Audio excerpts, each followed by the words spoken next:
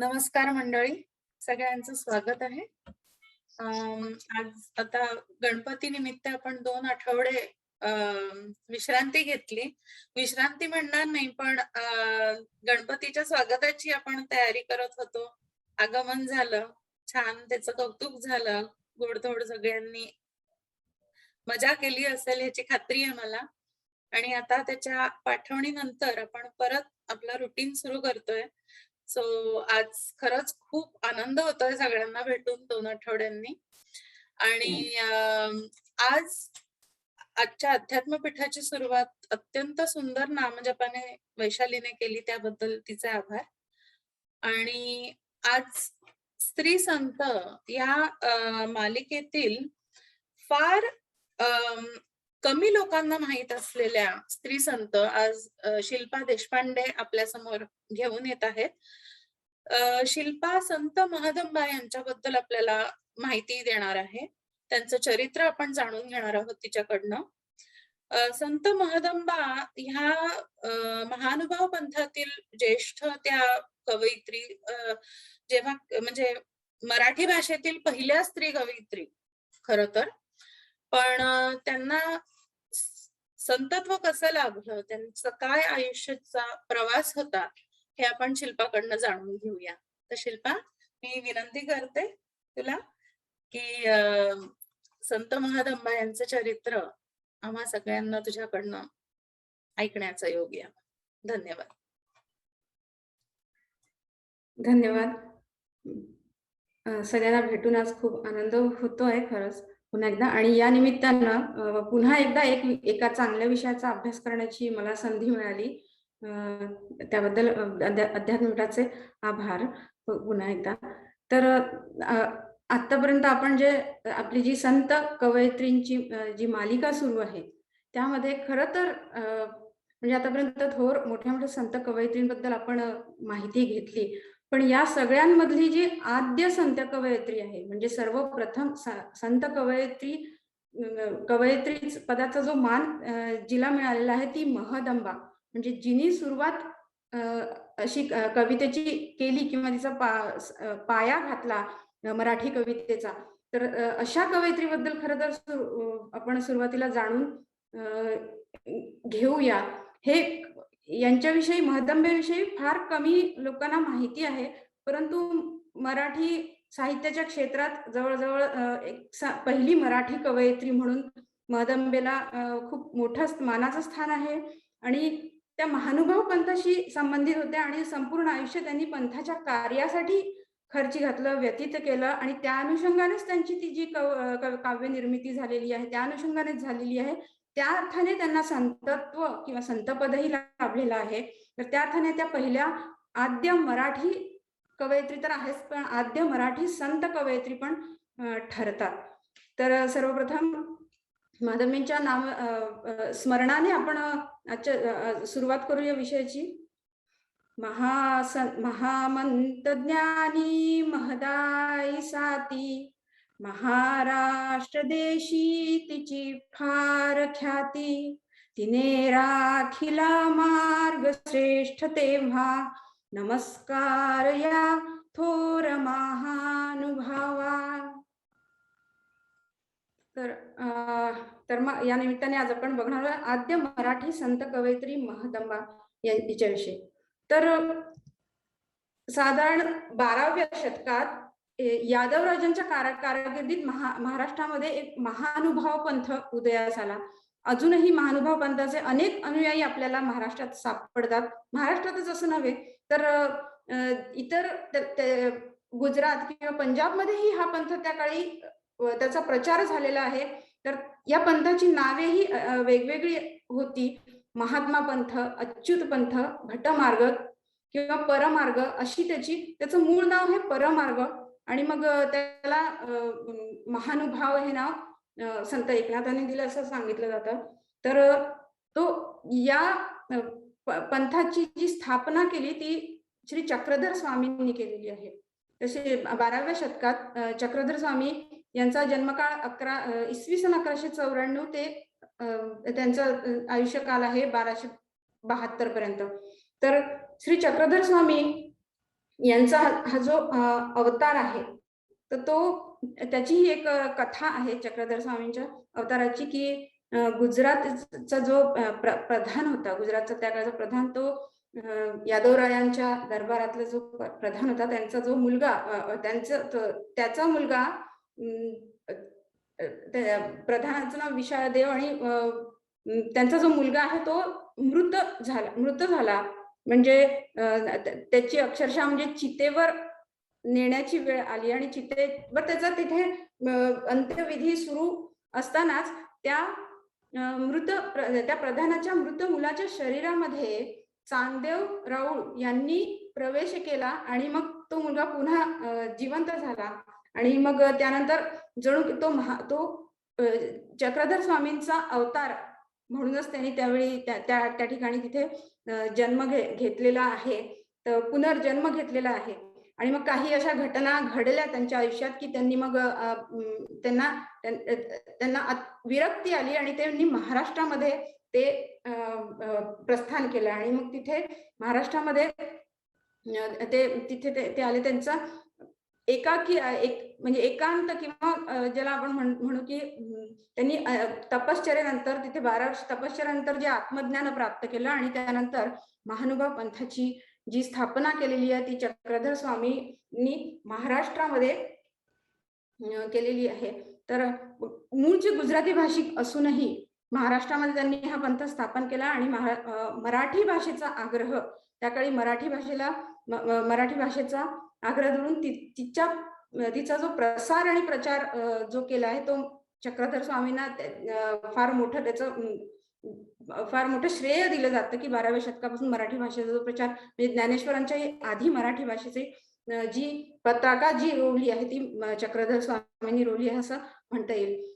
तर मुळात हा पंथ, अर्थात कोणताही पंथ जेव्हा आपण बघतो की तो जेव्हा उदयाला येतो, तेव्हा जे मूळ तत्वज्ञान असतं, जे सर्वसामान्य लोक त्याचा अनुसरत असतात, त्यामधले काही पटलेले किंवा न पटलेले जे विचार आहेत घेऊन, तर ते घेऊन त्यामध्ये सर्वसामान्यांना अधिक जवळचा किंवा सर्वसामान्यांना अधिक पटणारा असा जो विचार मार्ग आहे, असं हे तो मार्ग हे अवतारी पुरुष किंवा संत आपल्याला देत असतात.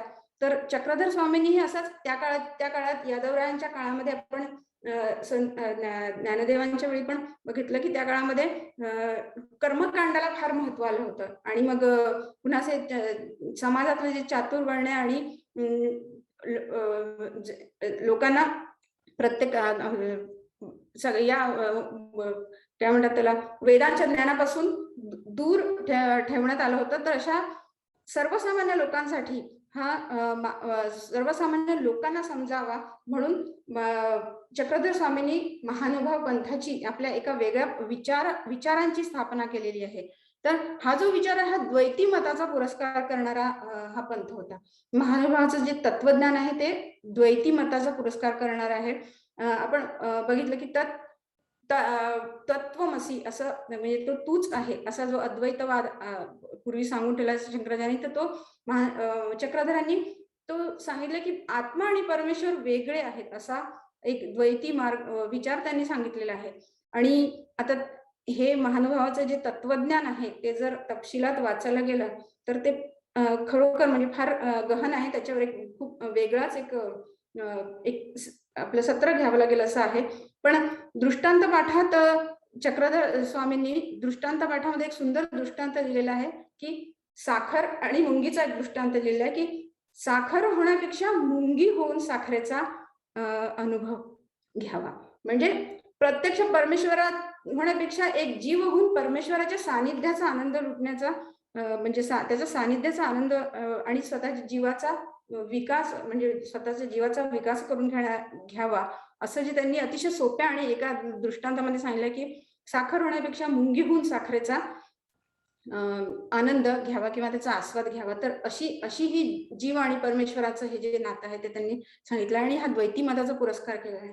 आणि महानुभाव पंथाच्या तत्वज्ञानाचं अजून एक विशेष म्हणजे तिथे श्रीकृष्ण हा महानुभावाचा प्रमाण मानलेला आहे त्यांच्या श्रीकृष्ण, आणि तोही यमुनेवर रासक्रीडा करणारा श्रीकृष्ण नव्हे, तर गीता सांगणारा जो श्रीकृष्ण आहे त्याला, त्याच्या वचनांना आणि त्याला वंदनीय मानलेला आहे.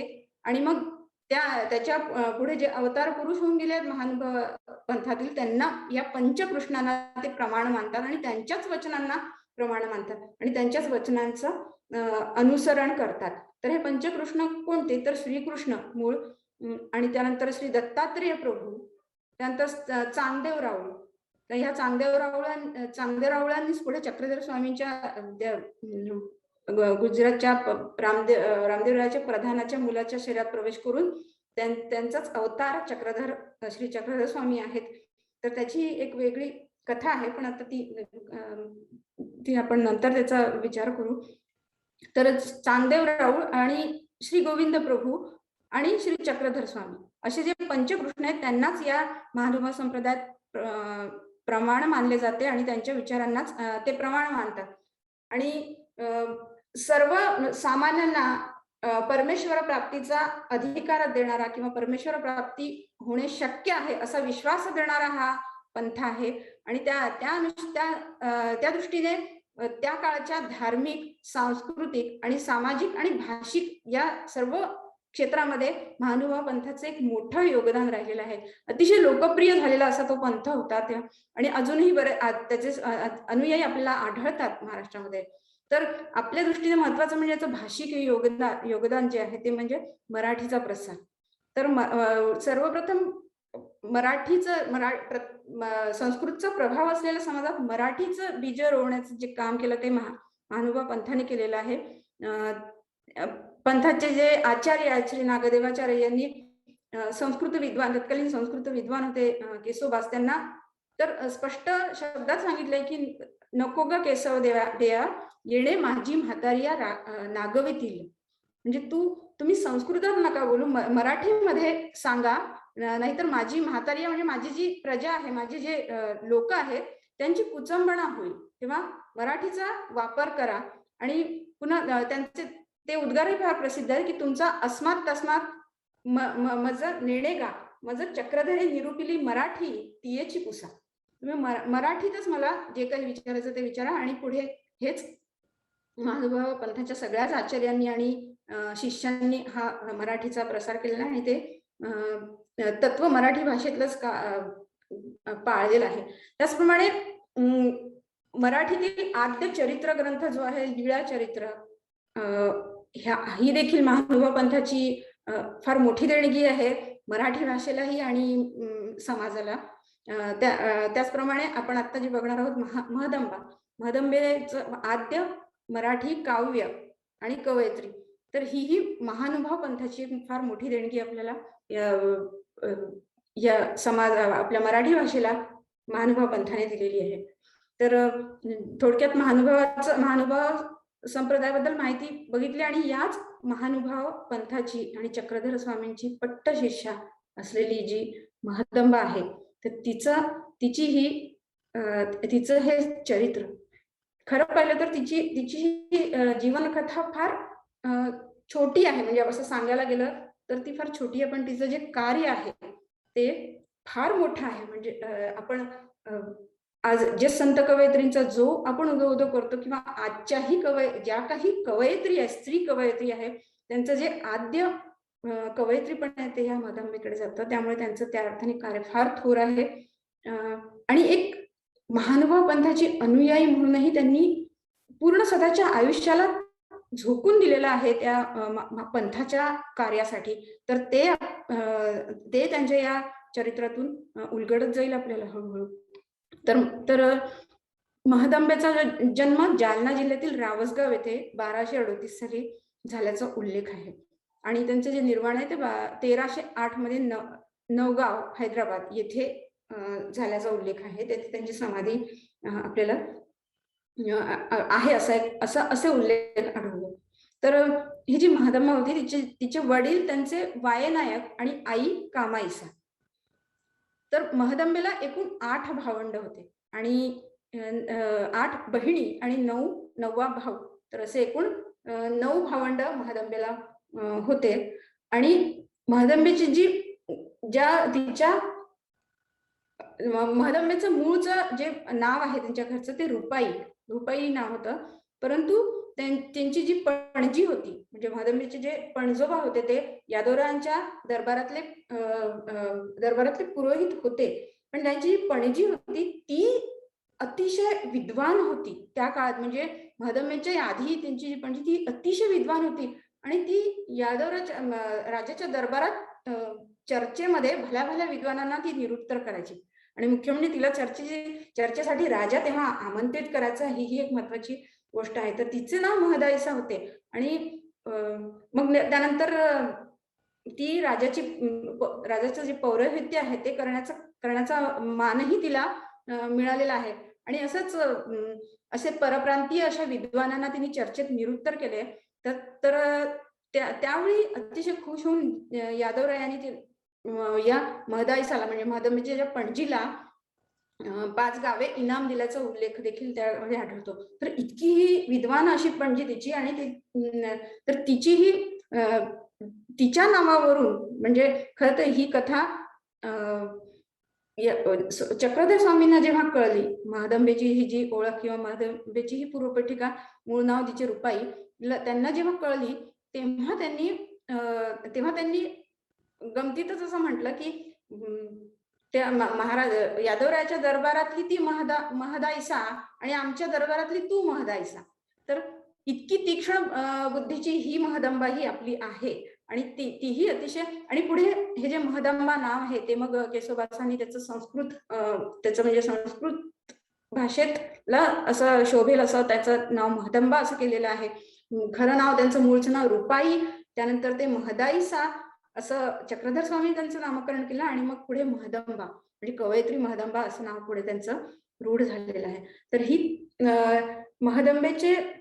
महदंबेचे जे वडील होते तेही अतिशय सुधारक विचारांचे आणि अतिशय ज्या काळामध्ये स्त्रियांना कोणतेही अधिकार नव्हते किंवा शिक्षणाची दारं उघडी नव्हती, अशा काळातही महदंबेचे जे वडील आहेत त्यांनी महदंबेला म्हणजे त्यांच्या घरामध्ये अतिशय सुसंस्कृत असं वातावरण होतं. परंतु तरी त्या काळच्या रूढीनुसार महदंबेंचं लग्न लहानपणीच झालेलं आहे असं दिसून येतं. आणि फार लवकरच लहान वयातच त्यांना वैधव्यही प्राप्त झालं होतं. तर ते एक दुःखही त्यांच्या आयुष्यामध्ये तेव्हा दिसून येतं. मग त्या काळच्या रीतीनुसार पुन्हा माहेरी परतलेले आहेत. आणि परंतु वडील सुधारक विचारांचे असल्यामुळे तिथे जसं जे प्रचलित विधेचं जीर्ण असतं तसं काही त्यांच्या वाट्याला आलं नाही. पण त्यांना त्या घरामध्ये मान होता. सगळे जे काही होते त्यांना विचारल्याशिवाय कुठली कामं त्या घरात केली जात नव्हती किंवा त्यांना एक प्रकारचं मानाचं जीवन होतं वडिलांकडे, कारण तेही तेवढ्या सुधारक विचारांचे होते असं आपल्याला दिसून येतं. पण तरी त्या काळच्या प्रचलित रूढीनुसार समाजामध्ये तर वातावरण तेच होतं की त्या काळच्या रूढीनुसार त्यांनी आपलं जे आयुष्य आहे ते पुन्हा व्रतवैकल्य, उपास तापास, कर्मकांड यामध्येच घालवलेलं आपल्याला दिसून येतं. आणि त्यानंतर ते महदाईसा पुराण ऐकायला जात असे. म्हणजे वडिलांकडे परत आल्यावरही पुराण ऐकायला जात असे. म्हणजे त्या दृष्टीने ती बहुश्रुत होती. त्या काळामध्ये अतिशय बहुश्रुत अशी होती. आणि मग त्यांनी त्या काळात एक गुरुही केले, दादोस नावाचे असे त्यांचे गुरु होते. तर ते त्यांनी केले. तर त्यांच्या दादोसच्या सांगण्यानुसार श्री चक्रधर स्वामींना त्यांची पहिली भेट झाली ती दादोसांच्या मुळेच झालेली आहे. तर जेव्हा महदंबेंनी चक्रधर स्वामींचे शिष्यत्व काही फार लगेच सहजासहजी स्वीकारलं नाही, कारण की दादोसांचा गुरूंचा पगडा होताच आणि चक्रधर स्वामींची भेट अजून झालेली नव्हती. आणि जेव्हा सर्वप्रथम चक्रधर स्वामींची जेव्हा त्यांची भेट झाली तेव्हा मात्र श्रीमूर्ती पाहातची ठेली अशी त्यांची अवस्था झालेली आहे असं आपल्याला दिसून येते. तर महदंबेची ही जी कहाणी आहे ही कुठेही त्यांचं जीवनचरित्र असं कुठे लिहून ठेवलेलं नाही, तर लीळा चरित्रामध्ये किंवा स्मृतीस्थळामध्ये त्यांच्या चरित्राचे अधूनमधून जे उल्लेख आढळतात त्याचे धागे जोडून त्यांच्या चरित्राविषयी आपल्याला अधिक माहिती सापडत जाते. तर चक्रधरांची भेट झाल्यावर श्रीमूर्ती पाहतची ठेली अशी त्यांची अवस्था झालेली आहे. आणि त्यावेळी ते दादोसांबरोबर वाराणसीला जायला निघाले होते. म्हणजे वाराणसीची यात्रा करायचं त्यांनी मनात ठरवलं होतं. पण चक्रधरांनी त्यांना सांगितलं, जाऊ नको, आता हे कर्मकांड आणि व्रतवैकल्य हे काही महानुभाव पंथांना किंवा चक्रधर स्वामींच्या विचारांना मान्य नव्हतंच. त्यांनी त्यांना नको जाऊ वगैरे अशी बरीच समजूत घालण्याचा प्रयत्न केला. पण महादंबेने ते त्यांचे ऐकले नाही आणि फार मोठा पल्ल्याचा, लांब पल्ल्याचा तो प्रवास त्यांना पुन्हा म्हणजे पोटाचा त्रास वगैरे त्या प्रवासात झालेला आहे असं उल्लेख आहे. तर तो फार लांब पल्ल्याचा प्रवास त्यांनी केलेला आहे आणि तेवढा प्रवास करून त्या वाराणसीला पोहोचल्या आणि तिथे गेल्यावर मात्र त्यांचा भ्रमनिरासच झाला. की त्यांना काय जाणवलं, भ्रमनिरास झाला म्हणण्यापेक्षा त्यांना आत्मसाक्षात्कार झाला की आपण एवढं दूर चालत आलो आणि इथे काय तर उदकासारखे उदक, पाखाणासारखे पाखाण आणि माणसासारखे माणूस. मग हे पाहायला आपण इतक्या दूर चालत आलेलो आहे. तेच आपण इथे आपल्या जे म्हणतो आपण की मन चंगा तो कठोती मी गंगा, तर आपण मन जर आपलं तेवढं भक्तिभावाने ओतप्रोत असेल तर ती गंगा किंवा ती आपल्याला तिथेच त्याचा अनुभव येऊ शकतो. हेच चक्रधर स्वामी आपल्याला बरोबरीने विनवून सांगत होते. पण ते आपण त्यांचं ऐकलं नाही आणि एवढ्या दूर ते समाजाला घाबरून की आता तीर्थयात्रेला निघालो आहोतच तर पुन्हा समाजाला काय सांगणार तुम्ही, तर म्हणून ते घाबरूनच त्यांनी ती पूर्ण केलेली आहे. ते वाराणसी पर्यंत गेलेले आहेत. परंतु तिथे जाऊन असं त्यांचा आत्मसाक्षात्कार झाला. मग मात्र महादंबेचे पूर्ण विचार आणि त्यांच्या व्यक्तिमत्वात पूर्णपणे तिथून फरक पडलेला आहे आणि त्यांचे पूर्ण विचार पालटलेले आहेत. आणि परत आल्यावर त्यांनी सर्वप्रथम आपले गुरु बदलण्याचा निर्णय घेतला. दादोसांत हे जे गुरु होते त्यांना तिलांजली दिली आणि त्यांनी चक्रधर स्वामींचे शिष्यत्व स्वीकारले. आणि या ठिकाणी ती महादंबा अतिशय निर्भय झालेली आपल्याला दिसून येते की जी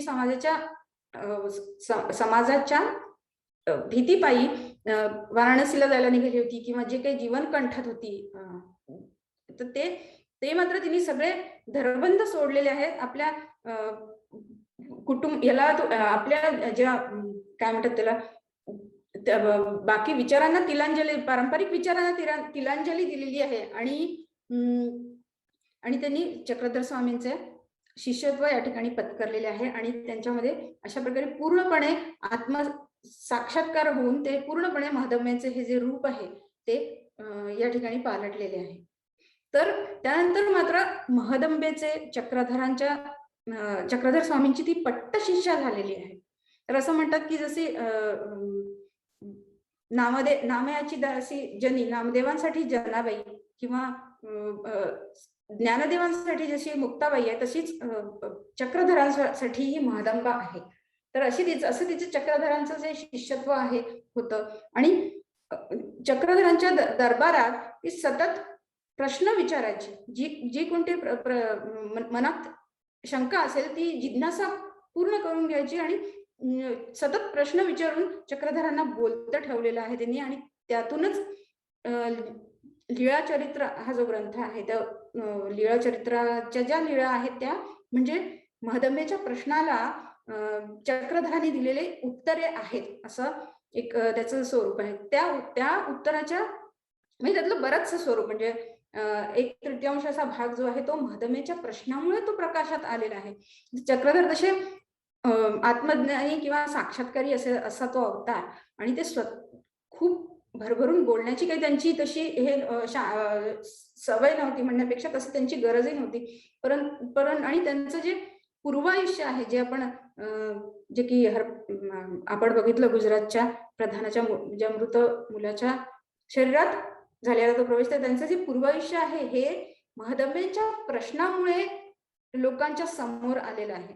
तर लीळाचरित्राचे जे 3 भाग आहे, एकांक, पूर्वार्ध आणि उत्तरार्ध असे 3 भाग आहे. त्यातला जो एकांक भाग आहे तो एकांक भाग म्हणजे चक्रधरांचं पूर्वायुष्य जे त्यांच्या व्यतिरिक्त कोणालाही आतापर्यंत माहित नव्हतं. तर ते महदंबेच्या या चर्चेमुळे, जिज्ञासू वृत्तीमुळे पुढे आलेला आहे हे आपल्याला लक्षात येईल. तर अशी ही चर्चक आणि जिज्ञासू होती. तर तिला चक्रधरांनी कौतुकाने म्हणायचे, म्हातारी चर्चक, म्हातारी जिज्ञासक, म्हातारी येथे काहीतरी पुसतची असे. असं असं चक्रधरांनी स्वतः तिला असं प्रशस्तीपत्र दिलेलं आहे. आणि तिच्या प्रश्नांना उत्तर द्यायला चक्रधर स्वामींना खूप आनंद होत असे.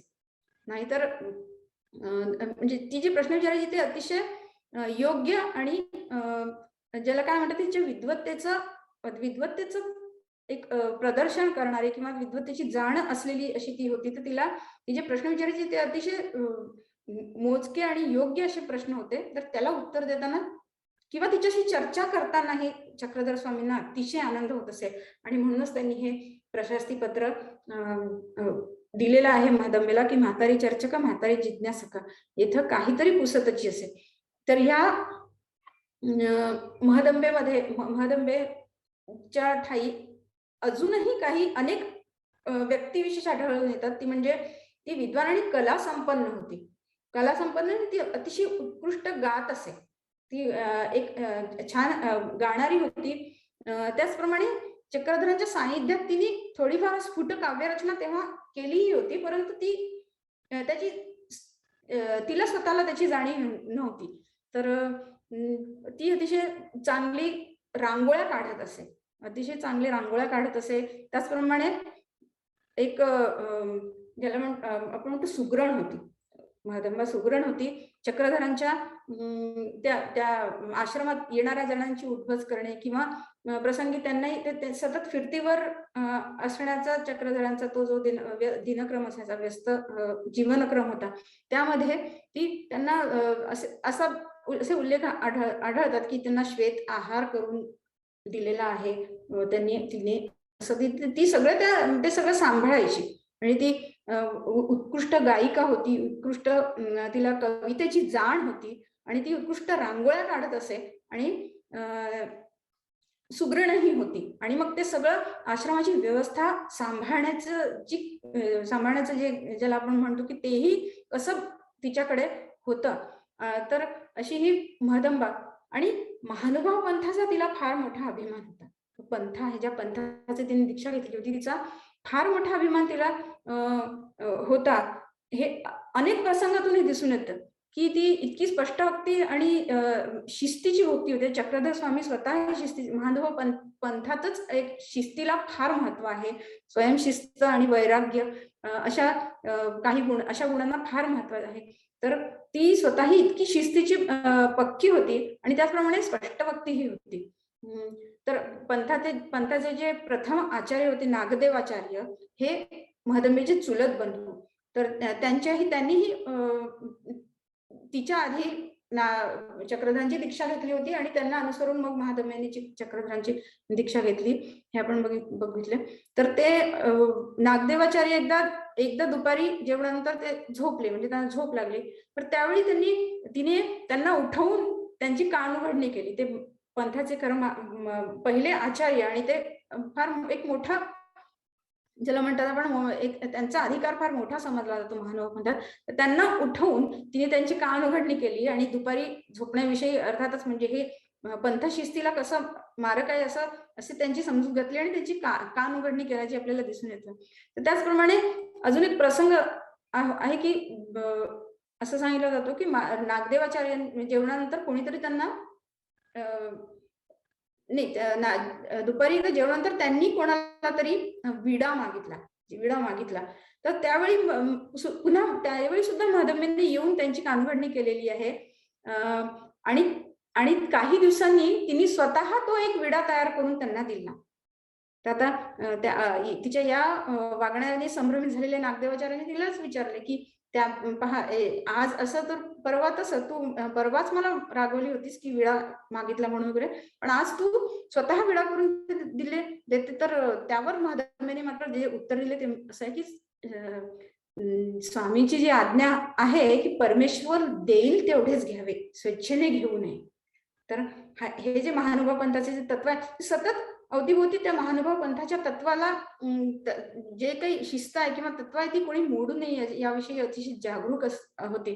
आणि म्हणूनच नागदेवाचार्य तिला की म्हातारी धर्मरक्षक, म्हातारी प्रीती रक्षक, तिला हे प्रशस्तीपत्र नागदेवाचार्यांनी सुद्धा दिलेलं आहे की माझी म्हातारी धर्मरक्षक आहे. तर हे एक मोठं प्रशस्तीपत्रही तिला मिळालेलं आहे महानुभाव पंथामध्ये. त्याचप्रमाणे चक्रधरांच्या प्रयाणानंतर हे नागदेवाचार्य जे ते पंथाचे आचार्य व्हायचे होते, पण ते चक्रधरांच्या प्रयाणानंतर त्यांनी ते अतिशय ज्याला आपण म्हणतो विरक्त अवस्थेत गेले किंवा नैराश्य अवस्थेत गेले आणि ते सुद्धा निघून गेले. पण नागदेवाचार्यांना शोधणं आवश्यक होतं, कारण पंथाची हे पुढे नेणं आवश्यक होतं. तर महादम्मीने त्यांचा म्हणजे त्यांचा अतिशय सगळीकडे शोध घेतलेला आहे. खूप कष्टाने त्यांना शोधलेलं आहे. शेवटी बाणखेडीच्या डोंगरावर जा असं गोविंद प्रभूंनी तिला सांगितलं आणि मग ती त्यांचा शोध घेण्यासाठी ते डोंगर चढून गेलेली. आणि तिथे त्यांनी बघितलं की चक्रधरांच्या विरहामध्ये पोळलेले जे हे नागदेवाचार्य आहे ते काहीही बोलण्याच्या किंवा काही करण्याच्या मनस्थितीत नाहीये. अशा वेळी या महादम्मीने त्या नागदेवाचार्यांना आपल्या पाठीवर तो डोंगर उतरून खाली आलेली आहे अशी हे सांगितले जाते कथा, की तो त्यांना पाठीवर घेऊन तिने परत आणलेले आहे. त्यांना पुन्हा म्हणजे धीर दिला आणि पुन्हा त्यांची समजूत घातलेली आहे. आणि अशा पद्धतीने ते महानुभाव पंथाचे जे मग ते त्यानंतर पहिले आचार्य झाले आणि मग त्यांचा अधिकार महानुभाव पंथात फार मोठा समजला जातो. तर अशा पद्धतीने एक पंथाला वाहून घेणं म्हणजे काय आणि गुरुला वाहून घेणं म्हणजे काय हे या महादंबेच्या चरित्रातून आपल्याला बघायला मिळते. आणि गुरुभक्ती हे तर महानुभाव पंथाचे फार मोठं एक तत्व आहे. तर त्या गुरुभक्तीची जी ती जागती मिसाल ज्याला आपण म्हणू, जिथं जागतं उदाहरण म्हणजे महादंबा आहे. आता महादंबेने असे ती प्रतिभा संपन्न अशी कवयित्री तर होतीच, पण तिची प्रतिभा स्फुरली कशी त्या क्षणी, म्हणजे तिचं जे आद्य कवयित्री म्हणून तिचे जे धवळे आहेत, महादंबेंचे धवळे हे मराठी साहित्यामध्ये अतिशय प्रसिद्ध आहेत. तर ते धवळेची स्फूर्ती तिला झाली कशी, तोही एक कथाभाग पुढे आहे, तो आपण बघू. तर त्याआधी त्यांची लेखन संपदा जी आहे ती धवळे आहे ते अतिशय प्रसिद्ध, म्हणजे लग्नातील वरासाठी गायली जाणारी गीते म्हणजे धवळे. त्याचप्रमाणे मातृकी रुक्मिणी स्वयंवर आहे, ते जे एका मातृका वृत्तामध्ये पूर्ण ते रुक्मिणी स्वयंवर त्यांनी लिहिलेलं आहे. तसेच गर्भकांड ओव्या, तर गर्भकांड ओव्या हा जो प्रकार आहे हा म्हणजे स्वामींसाठी सोजी कांता त्यांना सुचलेल्या ज्या ओव्या आहेत त्या या गर्भकांड ओव्या. पुढे दळिता कांडिता विठ्ठलाला स्मरणारी जी जनाबाई आहे, तर ती त्याच्याही कित्येक पूर्वी महादम्बेनी या गर्भकांड ओव्या म्हणजे सोजी कांता केलेल्या ओव्या आहेत, त्या सुद्धा त्यांच्या साहित्य संपदेमध्ये त्यांचा समावेश होतो. पण मराठीमध्ये जे माफ करा, इथे थोडी महदंबेचे हवे, ते चुकुंड जास्ती झाला. तर महदंबेचे जे धवळे आहेत तर ते मराठीमध्ये जास्त प्रसिद्ध आहे आणि ते आद्य काव्य समजले जाते. आता हे धवळे म्हणजे लग्नात गाव्याचे वरविषयक गीत, आणि त्याचा धवळ्याचा पूर्वार्ध आणि उत्तरार्ध असे दोन भाग झालेले आहेत. आणि ह्या या पूर्वार्धामध्ये 83 ओव्या दिसून येतात आणि तो 1286 पूर्वी त्याची रचना झालेली दिसते. म्हणजे ज्ञानेश्वरीच्याही 4 वर्ष आधी आपण म्हणू की ज्ञानेश्वरीच्या 4 वर्ष आधी ही रचना झालेली आहे. त्या अर्थाने हे आद्य महाकाव्य आहे, त्याही अर्थाने हे सगळ्यात पहिले काव्य आहे असं आपल्या लक्षात येईल ऐतिहासिक पुराव्यांवरून. तर ते त्यानंतर धवळ्याचा जो उत्तरार्ध आहे त्याच्यामध्ये 63 ओव्या आहेत आणि तो त्या खूप नंतर लिहिल्या गेल्या, म्हणजे 1312 पूर्वी लिहिलेल्या गेल्या. तर हे जे धवळे आहे, तर या धवळ्याची जी एक कथा सांगितली जाते की महादम्मेचं बरंचसं वास्तव्य श्री चक्रधरांच्या सानिध्यात झालं, परंतु चक्रधरांचे चं जीवनक्रम म्हणजे सतत फिरता होता, सतत सगळीकडे प्रसाराच्या किंवा माध्यमातून किंवा त्यांचा फिरता होता. तर त्यांनी रिद्धपूरला गोविंद प्रभूंच्या सानिध्यात महादंबेला राहायला त्यांनी सांगितलं होतं. तर त्या महादंबा तिथे जाऊन राहिलेली आपल्याला दिसून येते आणि गोविंद प्रभूंचीही तिने सेवा केलेली आपल्याला दिसून. गोविंद प्रभू म्हणजे चक्रधर स्वामींचे गुरुच, म्हणजे महानुभाव पंथाचे मूळ पुरुष, आद्य पुरुष असे म्हटले जाते, पण संस्थापक चक्रधर स्वामी समजले जातात. तर गोविंद प्रभूंची सेवा करता करता आता गोविंद प्रभूंचंही व्यक्तिमत्व अतिशय म्हणजे वेगळ्याच प्रकारचं व्यक्तिमत्व होतं. त्याला थोडासा आपण ज्याला म्हणू की एक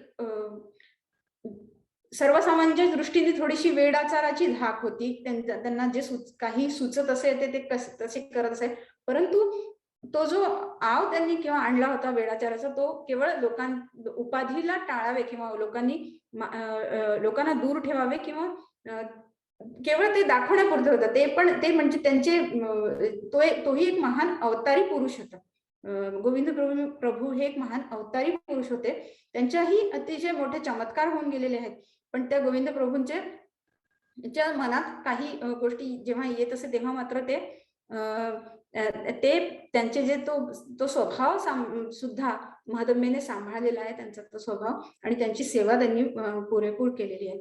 तर एकदा महादम्माला एक बाशिंग घेऊन जाणारी तेलीण दिसली आणि तिने तिच्याकडून बाशिंग विकत घेतले आणि येऊन गोविंद प्रभूंच्या मुकुटी ते बांधले. तर मग हे बाशिंग बांधल्यावर मग आता बाशिंग बांधलंच आहे, तर मग आता मी विवाह करीन, मी लग्न करीन म्हणे, असं गोविंद प्रभू तिला म्हणाले. मग साक्षात गोविंद प्रभू तसे म्हणाले म्हटल्यावर मग त्यांच्या शिष्याने त्यांच्या लग्नाची तयारी सुरू केली. आता त्यावेळी गोविंद प्रभूंनी महादंबेला आज्ञा दिली की अवो माये अवो मेले गाय म्हणे, अवो मेले गाय म्हणे, काहीतरी गा. आता तू बाशिंग तर कांकण बांधलेलंच आहे, बाशिंग बांधलेला आहे, आता मी विवाह करणार आहे, आता तू काहीतरी गा. तर अवो मेली गाय म्हणे. आता स्वामींनी प्रत्यक्ष आज्ञा दिली काहीतरी गा. तर मग महादम्मेने तिला म्हणली जी काय गाऊ जी? तर अवो मेली कृष्ण रुक्मिणी गाय म्हणे, अवो मेली कृष्ण रुक्मिणीची जी कथा आहे ती गा, अशी स्वामींनी त्यांना आज्ञा दिली. आणि त्यावेळी महादम्मेने म्हटलेलं आहे की नाही जी, मी कसं ती गाऊ, म्हणजे मला ती येणार नाही किंवा मला काही जमणार नाही. त्यावेळी गोविंद प्रभूंनी तिला सांगितलं की सर्वेश्वराच्या शिरी धरुनिया चरण, मग धवळी गायीनं गोविंदू राणा. सर्वेश्वराच्या शिरी धरुनिया चरण अशी सुरुवात कर, म्हणजे तुला आपोआप सगळं सुचेल. तर हे गुरुचे म्हणजे गुरुवर श्रद्धा किती असावी. तर महादम्मेनी हे त्यांची आज्ञा ऐकली आणि खरोखर सर्वेश्वराच्या शिरी धरुनिया चरण अशी सुरुवात केलेली आहे धवळ्यांची. आणि मग अशा सलग 4 दिवस ती जी स्फूर्ती महादंबेला आलेली आहे, सलग 4 दिवस या धवळ्यांची निर्मिती झालेली आहे. म्हणजे महादंबेला सुचत होतं, ती तशी गात होती. आणि अशा प्रकारे या 83 ओव्या पूर्वार्धात ह्या पूर्ण झालेल्या आहेत. 4 दिवस, सलग 4 दिवस हे धवळ्यांची निर्मिती होत राहिलेली आहे, असा उल्लेख या चरित्रात सापडतो.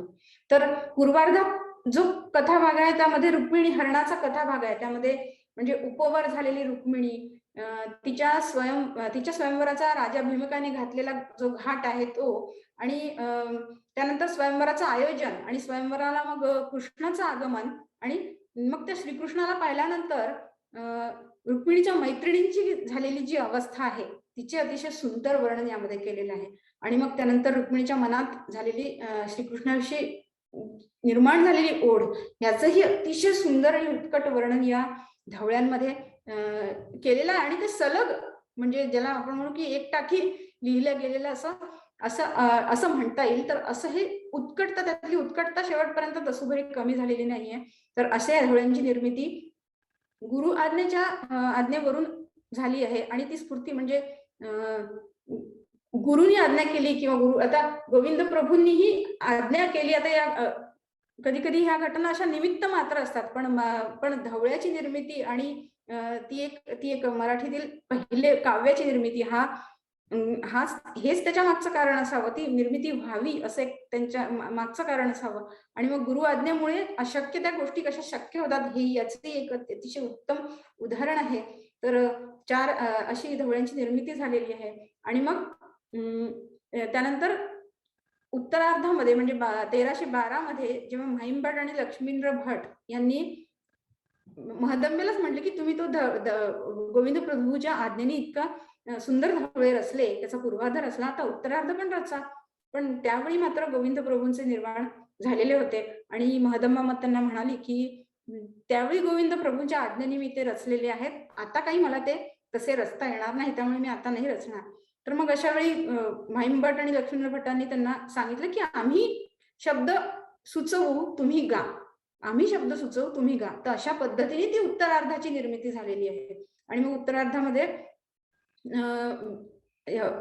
श्रीकृष्णाचं रुक्मिणीचं स्वयंवर, त्यानंतर श्रीकृष्ण आणि रुक्मिणीचा जो भाऊ रुक्मी यांचं युद्ध याचं वर्णन आहे. आणि मग श्रीकृष्ण रुक्मिणी द्वारकेला परत आले होते, तेवढा कथाभाग या उत्तरार्धात सापडतो. परंतु अभ्यासकांच्या मते या पूर्वार्ध आणि उत्तरार्धात फार मोठा त्याच्या लेखनशैलीत फार मोठी तफावत आढळून येते, फार मोठा फरक आहे. जी उत्कटता पूर्वार्धामध्ये महदंबेच्या स्फूर्तीतून निर्माण झालेल्या त्या धवळ्यांमध्ये आहे, ती उत्कटता उत्तरार्ध तशी फारशी आढळत नाही. पण महदंबेच्या पण पूर्वार्ध आणि उत्तरार्ध हे दोन्ही धवळ्यांचे भाग समजले जातात. तर त्यामुळे तर अशा या महदंबेच्या धवळ्यांची निर्मिती झाल्याचा अशी ही कथा आहे. आणि पहिले अशा पद्धतीने जे पहिलं मराठी काव्य आहे ते निर्माण झालेलं आहे. तर आता या धवळ्याचे विशेष काय आहे ते आपण बघू. म्हणजे साहित्यिकदृष्ट्या थोडे काही विशेष आहेत. ते म्हणजे 13व्या शतकातील विवाह पद्धतीचं वर्णन धवळ्याच्या माध्यमातून आपल्याला दिसून येते. त्यानंतर मुळात ही कथा शृंगार प्रधान असू शकली असती. श्रीकृष्ण रुक्मिणीच्या विवाहाची त्याचं वर्णन जे आहे ते अतिशय शृंगारिकही असू शकलं असतं. आणि त्या काळच्या संस्कृत विद्वानांची जी परंपरा पाहता म्हणजे अधिकाधिक शृंगारिक वर्णनांकडेच वर्णन करण्याचा जो कल आहे तो पाहता त्या शृंगार प्रधान जी कथा आहे तिला महदंबेने मात्र भक्तीचं अधिष्ठान दिलेलं आहे. म्हणजे श्रीकृष्ण हा परमेश्वर आणि रुक्मिणी म्हणजे भक्त आणि परमेश्वरांचं हे जे एकरूपत्व आहे तेच सांगण्याचा किंवा तोच एक आदरभाव या कथाकाव्यामध्ये आपल्याला महदंबेने लिहिलेला आहे आणि तो आपल्याला दिसून येतो. आणि त्यामध्ये नाट्यात्मक प्रसंग वर्णन आणि पात्र वर्णन अशी वेगवेगळी आली तर अतिशय सुंदर नाट्यात्मक असे उत्कट प्रसंग वर्णन इथे दिसून येतात. तर खरं तर चक्रधर स्वामींच्या निर्वाणानंतर ज्याप्रमाणे नागदेवाचार्यांना अतिशय विरक्ती आली होती किंवा एक प्रकारचा नैराश्य आलं होतं, तेच त्यांच्या विरहाने महदंबेचीही तीच अवस्था झाली होती. परंतु पंथाची कामगिरी पंथासाठी त्यांनी त्या उभ्या राहिलेल्या आहेत. आणि मग ती जी हळूहळू त्यांच्या चित्तवृत्तीत चक्रधर स्वामींच्या निर्वाणानंतर त्यांच्या प्रयाणानंतर हळूहळू त्यांच्या चित्तवृत्तीत फरक पडत गेलेला आहे. आणि एक शांतता किंवा एक विरहाने पोळलेली किंवा एक काय म्हणतात त्याला अवस्था त्यांची जी त्यांच्या मनाची आहे ती उत्कटता किंवा ती विरह आर्तता या धवळ्यांमध्ये बऱ्याच ठिकाणी दिसून येतं. त्या अर्थाने हे धवळे त्यांचे स्वतःचा भाव त्याच्यामध्ये पुरेपूर उतरलेला आपल्याला दिसून येतो. त्यामुळे त्यातलं जे वर्णन आहेत प्रसंग वर्णन आहे ते अतिशय उत्कट आहे. म्हणजे ती श्रीकृष्णाला जेव्हा रुक्मिणी निरोप धाडते की माझा शिशुपालासोबत विवाह करण्याचं माझ्या भावाचा आणि वडिलांचा चाललेला आहे, तर तुम्ही या आणि मला घेऊन जा. तर ती त्यावेळी अतिशय सुंदर अशी तिथे ओवी आहे की शिशुपाल बंदीशाळा. हे सगळं ठीक आहे, पण शिशुपालाच्या घरी जाणं म्हणजे एक प्रकारची बंदीशाळा आहे. तर त्याचं कसं वर्णन, शिशुपाला म्हणजे बंदीशाळा असं अतिशय साध्या आणि सोप्या शब्दामध्ये सोपे आणि मोजक्या शब्द हे या ढवळ्यांचे अतिशय विशेष आहे आणि त्यामध्ये त्या मोजक्या शब्दातही ती उत्कटता त्यामध्ये प्रतीत झालेली आपल्याला दिसून येते आणि अतिशय साधेपणा अशा त्या ढवळ्यांमध्ये आहे. तर या ढवळ्यांचे काही उदाहरणं आपण इथे बघू की श्रीकृष्णाचं जेव्हा आगमन होतं तेव्हा जी त्या स्वयंवराला झालेलं आगमन तेव्हा त्या श्रीकृष्णाला बघून रुक्मिणीची झालेली अवस्था, तर सौंदर्य श्रीकृष्ण देखियाला झळकता तव तियेचे आकर्षिले चित्त कैसी संभ्रमित झाली माडावरून या घालू पाहे झेप. ती इतकी त्याला पाहताच इतकी संभ्रमित झाली की ते जे प्रसंग वर्णन आहे, प्रसंग की त्या की पती माडीवरून जणू की झेप आता घालू पाहते का असं ते वर्णन केलेलं आहे. आणि त्यानंतर त्या करवल्या ज्या आहेत तिच्या मैत्रिणी, त्या जेव्हा ते रुखवंत घेऊन कृष्णाकडे गेलेल्या आहेत, तर तेव्हा त्या कृष्णाला पाहून त्यांनाही असे वेळ लागले की ते आल्यावर त्याचं वर्णन, श्रीकृष्णाचं वर्णन रुक्मिणीकडे करतात. त्या म्हणती देवी सांडा हे मातू लागले प्रेम पिसे जेवळी देखिले श्री जगन्नाथू. रुक्मिणी पुढा बाळा सांगती वृत्तांतू सर्वांगीण देखो तुमचा वो कांतू. देखिले जे अंगे तेथोनी न ढळीतीची लोचना. म्हणजे कृष्णाचं जे जे अंग किंवा जो जो अवयव आम्ही पाहिला तेथून ते लोचन हालतच नव्हते. पण त्या क्षणी जाणती भक्तजन रूपे अगाधू गोविंद राणा काही रूपे वानू नंदाचा कुमरू तुझा पती आम्हा पिता तुझा नाठवे विचारू. म्हणजे त्या इतक्या भान हरपून त्या कृष्णाचं वर्णन करतात आहे त्या रुक्मिणी समोर की त्याच वेळी त्या मैत्रिणीच्या मनाला एकदम असं लक्षात येतं की अरे हा तरीचा होणारा पती आहे, आता याचं तर आपण एवढं वर्णन करतोय. मग लगेच त्या सारवासारव करण्यासाठी पुढे जातं की इतका सुंदर तू कृष्ण आहे बरे, पण बाई ग तुझा जो पती आहे तो आम्हाला पिता समान आहे. हा, तर तो अशी सारवासारवही त्या वरून करतात. तर एक प्रकारचा जो एक थोडीशी विनोदाची पखराणी काही ठिकाणी या ढवळ्यांमध्ये दिसून येते. आणि मग आता या ठिकाणी एक स्त्री सुलभ भावना म्हणून, म्हणजे आता मदनबाई स्त्री होती तर तिला ती फार मोठा वाव होता की खूप वस्त्र प्रावरण किंवा सगळे दागदागिने किंवा लग्नाचं किंवा शृंगाराचं ज्या सगळ्या मनातल्या भावना व्यक्त करण्याचं तिला एक या ठिकाणी एक हे होता, म्हणजे संधी होती. परंतु ती कुठल्याही पद्धतीने कुठेही वाहवत गेलेली नाहीये आणि महादेवीने अतिशय मोजके आणि केवळ परमेश्वरावरील उत्कट भक्ती जी आहे तीच त्या या ढवळ्याच्या माध्यमातून आपल्याला दिसून येते. तर अशा प्रकारे हे श्री महादंबेचे जे ढवळे आहेत हे आद्य काव्य आणि ही आद्य संत कवयित्री महदंबा, म्हणजे तिने केवळ मराठी भाषेलाच नव्हे तर महानुभाव पंथालाही तिने एक फार मोठे तिच्या जे पंथाला वाहून घेण्याची जी दृष्टी आहे की पंथाला तिने इतके मनापासून वाहून घेतलेली की एक साधक कसा असावा याचं हे मूर्तिमंत उदाहरण अशी ती महदंबा आहे. आणि तिच्यामुळेच पंथाचे काही पंथामधल्या जे काही साहित्य निर्मिती झालेली आहे, लीळा चरित्र म्हणा किंवा इतर अनेक स्मृतीस्थळ, तर तिच्या उल्लेखाशिवाय असं कुठलंही साहित्य नाहीये की त्यामध्ये तिचा उल्लेख आलेला नाहीये. अशी ती सर्वत्र भरून राहिलेली आहे अशी महादंबा आहे.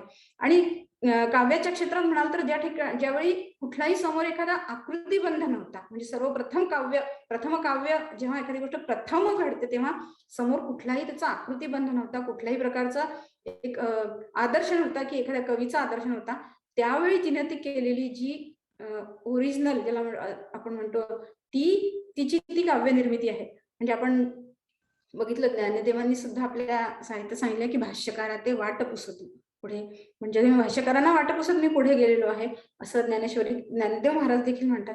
पण ह्या मधवेंनी तर गुरुंनी सांगितलं गा, तर त्या स्फूर्ती येऊन लगेच ती कविता केलेली आहे आणि तशी ती काव्य निर्मिती केलेली आहे. तर कुठलाही आकृतीबंध समोर न ठेवता जे एक त्यांची जी ओरिजिनॅलिटी आहे हेही एक अतिशय महत्वाचं विशेष महादंबेच्या या काव्याचा आपल्याला दिसून येतो.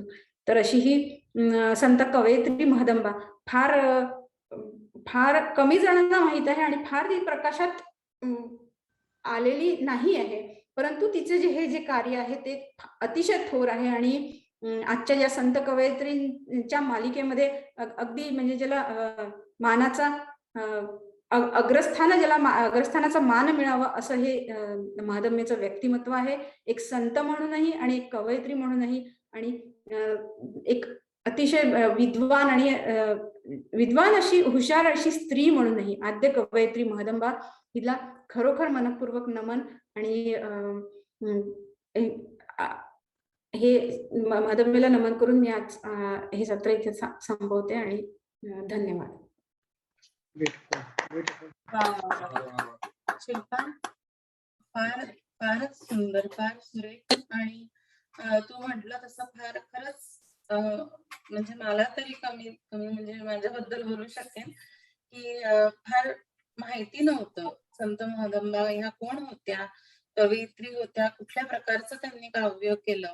आणि आता तुझ्याकडून धवळे हे जे नवीन त्यांची जी निर्मिती आहे ती निश्चित कुठे मिळाली तर ऐकायला नक्कीच आवडेल.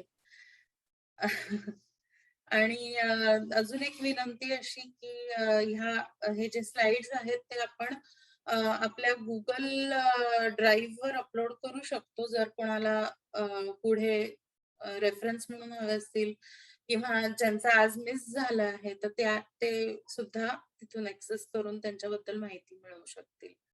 नक्कीच. तुझे खूप मनापासून धन्यवाद.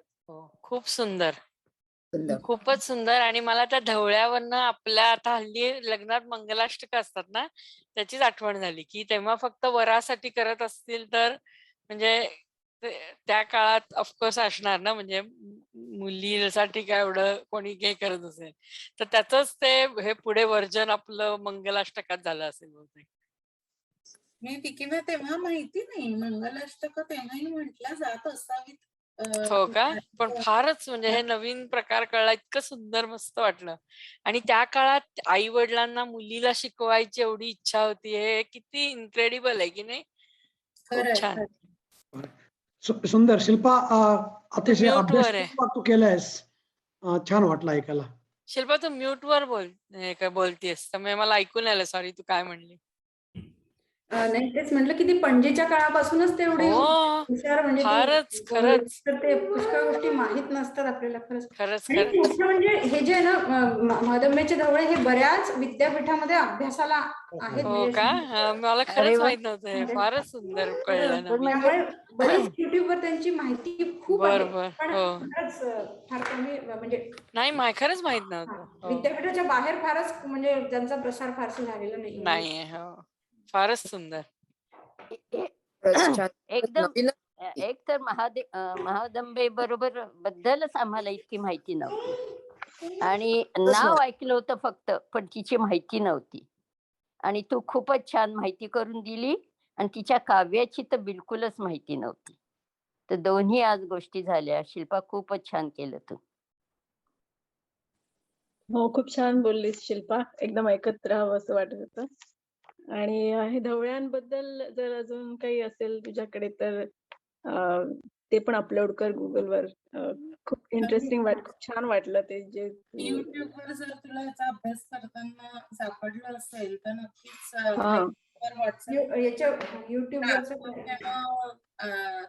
बघता येईल काय प्रकार होता तो आणि ऐकता येईल. पण ढवळे हा एक प्रकार आहे का काव्याचा, का त्यांनी नाव दिलेलं आहे? म्हणजे दुसऱ्यांनी पण लोकांनी ढवळे हा काय जो आहे प्रकार तो काव्यामधला मराठी काव्यातला एक प्रकार आहे का? नाही. हा, धवळे म्हणजे विवाह गीते असंच म्हणतात. धवळे याचा अर्थ जसा आहे. धव म्हणजे प्रकार नाही, तो त्यांनी लिहिला आणि त्यांनीच ते नामकरण त्याचं ढवळे असं केलं की तो प्रकारचा ढवळे. जसं आपण अजूनही म्हणतात ढवळे, अजूनही ढवळे गातात म्हणजे लग्नामध्ये. बरं. अच्छा. हो, पण म्हणजे तो प्रकार त्यांचाच निर्मिलेला आहे ना, त्यांनीच नाव दिलं असावं असं गृहीत करते. मला वाटतं की ढवळे शब्द तर आधीपासून होता. म्हणजे लग्नात गाण्याची जी गाणी आहेत त्याला ढवळे म्हणतात. तो अजूनही बऱ्याच ठिकाणी गातात. म्हणजे आपल्याकडे विवाह गाणी किंवा लग्नाची गाणी म्हणतात त्याला पूर्वीपासूनच ढवळे हा नाव दिलेलं असावं. पण आम्हाला तरी आज हा शब्द नवीन कळला. आणि आणि तिचं म्हणजे तिची जे सांगितलं की कुठलाही असं समोर काही आकृतीबंदी नाही आणि ते अगदी 4 दिवसात त्यांनी ते बसलं तर त्यांच्या खरंच म्हणजे प्रतिभेची, स्फूर्तीची किंवा काही गुरुभक्तीची म्हणा, ती सगळी म्हणजे कमालच म्हणावी लागेल. बरोबर आहे. या खरंय. छान Shilpa, झालं. मंडळी आपण hello. हॅलो धनंजय दादा. Oh no, I just want to say one very small thing, that there is a difference between listening and hearing. Okay, when we listen something, we just listen. But when we hear something, it goes in our being. So what she presented to us, I want us to think of how we can Listen. listen and hear together. That's all. That's all. I just thought it came to me that because when we listen and we hear together, it transforms us. And the only word that came to me, तुम्ही हे म्हटल्यावर, is गुरु भक्ती. सगळ्यात पहिली. So I should probably work with that first. No. So sometimes in our Zen Buddhist my training and my God, I don't know, 50 years or so, you know, when a teacher says something, maybe one word to you and you're done. It transforms you. You know why? Because your mind is completely open. So similarly with today's presentation, you know, it was like an opportunity for all of us to have our mind open. Right. बरोबर. श्रवण काय हे ज्ञानेश्वर महाराजांनी फार सुंदर सांगून ठेवलंय.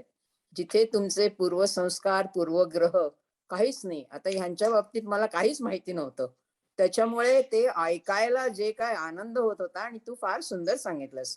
तर ते श्रवण खरं घडलं पाहिजे, नाही तर आपण ते परत ते सगळे त्याला हे काय काय काय काय प्रमाण लावायला जातो. ते प्रमाण इथे वगैरे काही नाही. ही सांगत गेली आणि आम्ही ऐकत गेलो, कारण मला खरोखरीच माहिती नव्हती महादांबेची. आणि it was a very wonderful experience. Dhananjay जसं म्हणाला की व्हॉट इज लिसनिंग आणि व्हॉट इज हिअरिंग, तर ते लिसनिंग श्रवण झालं पाहिजे. ते होण्यासाठी सगळं बाजूला ठेवायचं, तरच तुमचं माइंड किंवा तुमचं मन ओपन राहून ते ग्रहण करेल, नाही तर ग्रहण होत नाही श्रवणाचं. आणि आता आपला पुढील सत्र जो आहे तोही काहीसा असाच आहे मंडळी. सो रजनीताई आपल्या मध्ये आहेत आज, आणि आपलं भाग्य थोर की आज त्यांच्याकडून आपण गीतेतल्या 12व्या अध्यायाचे पुढचे 5 श्लोक आपण त्यांच्याकडनं शिकणार आहोत. सो रजनीताई, मी तुम्हाला विनंती करते की तुम्ही आम्हाला तुमचं ज्ञान आमच्यापर्यंत पोचवावं. अजून दुसरे काही शब्द नाही आहेत माझ्याजवळ तुमच्यासाठी बोलायला. ओम पार्थाय प्रतिबोधितां भगवतां नारायणेन स्वयं व्यासेन ग्रथितां पुराणमुनिनां मध्ये महाभारतम् अद्वैतामृतवर्षिणीं भगवतीम् अष्टादशाध्यायिनीम् अम्ब त्वामनुसन्दनामि भगवद्गीते भवद्वेषिणीम् नमोऽस्तु ते व्यास विशाल बुद्धे फुल्लारविन्दायत पत्रनेत्र येन त्वया भारततैलपूर्ण प्रज्वालितो ज्ञानमय प्रदीपः प्रपन्नपारिजाताय स्तोत्रवेत्रैकपाणये ज्ञानमुद्राय कृष्णाय गीतामृतदुहे नमः। वसुदेवसुतं देवं कंसचाणूरमर्दनं देवकी परमानन्दं कृष्णं वन्दे जगद्गुरुम्। ओके,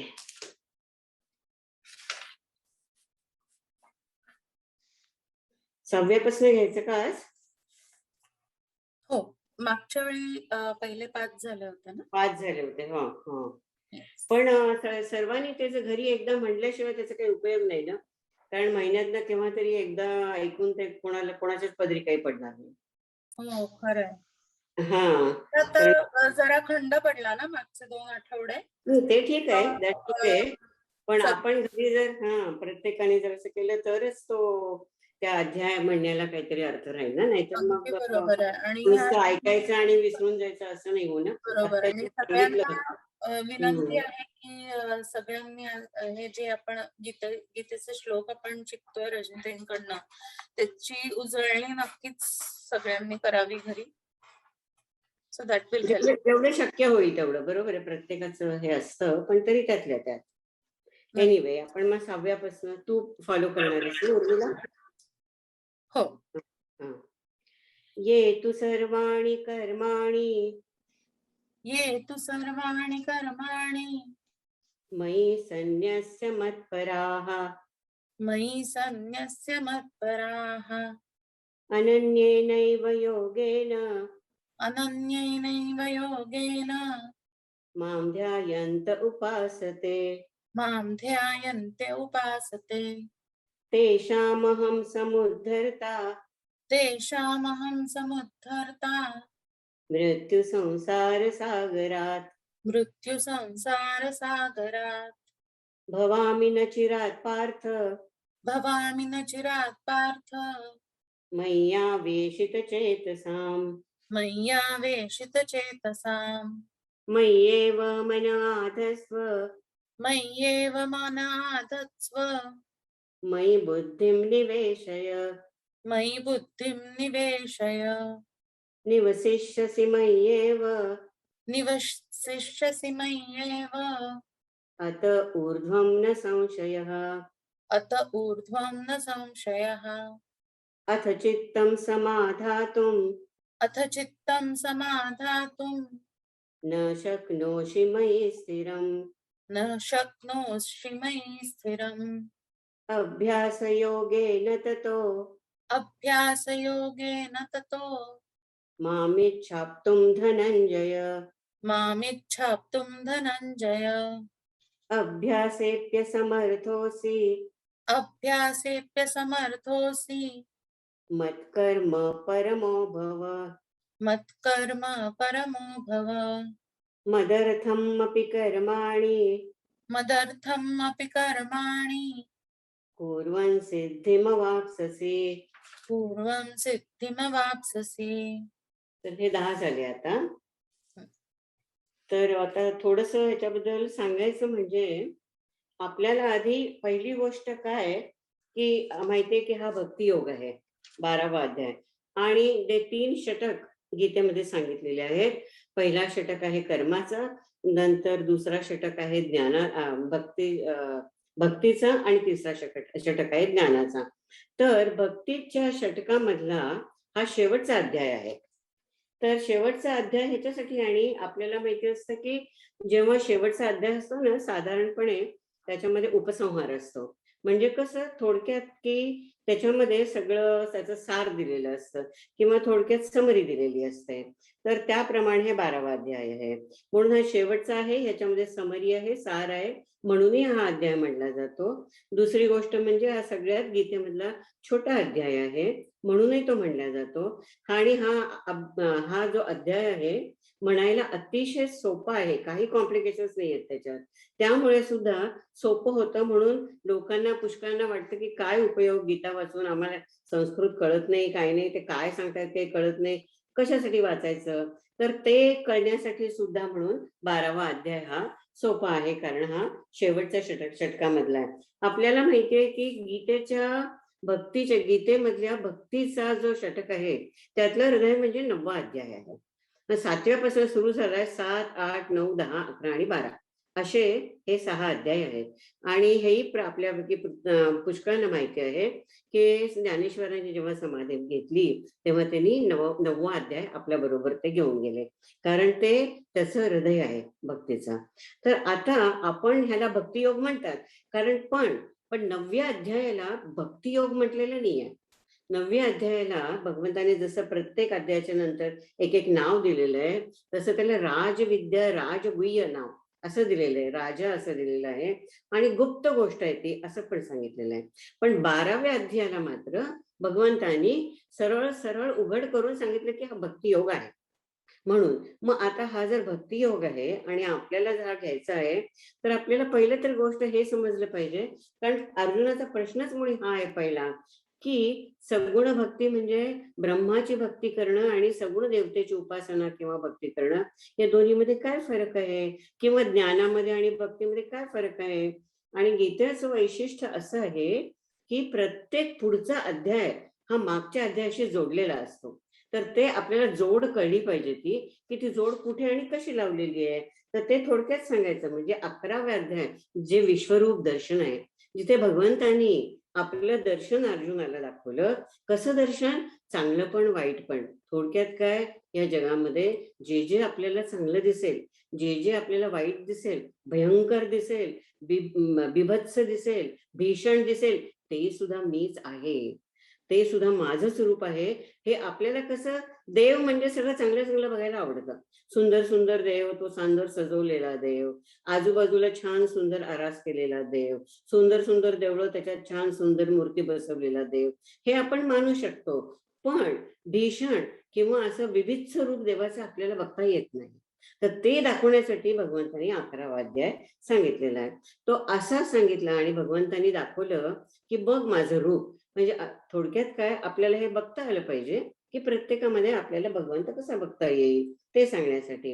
आणि अध्यायाच्या शेवटी जेव्हा अर्जुन खूप घाबरून जातो आणि भगवंतांना म्हणतो की मला नाही सहन होत आता, कारण आपल्या पुढे सुद्धा जर परमेश्वर अशा रूपामध्ये आला तर आपल्याला नाही सहन होणार, आपल्याला बघताच येणार नाही ते. त्याचप्रमाणे अर्जुनाची तीच अवस्था झाली.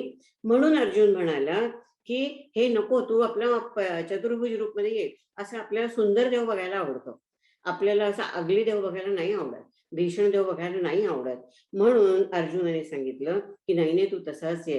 त्यावेळेला भगवंतांनी शेवटचे जे 2 श्लोक आहेत त्याच्यामध्ये त्यांनी सांगितलं की हे बघ अर्जुना, तुला जर अनन्य भक्त व्हायचं असेल माझं, अनन्य म्हणजे काय, न अन्य म्हणजे माझ्याशिवाय दुसरा कोणीही नाही, म्हणून अनन्य अनन्य भक्त व्हायचं असेल तर त्याच्यासाठी काय करायला पाहिजे की तू एकी भावानी सगळ्या इंद्रियावर कंट्रोल करून, म्हणजे सगळे इंद्रिय आपल्या वशमध्ये करून घेऊन आणि फक्त कर्तव्य कर्म फक्त तू करायचं.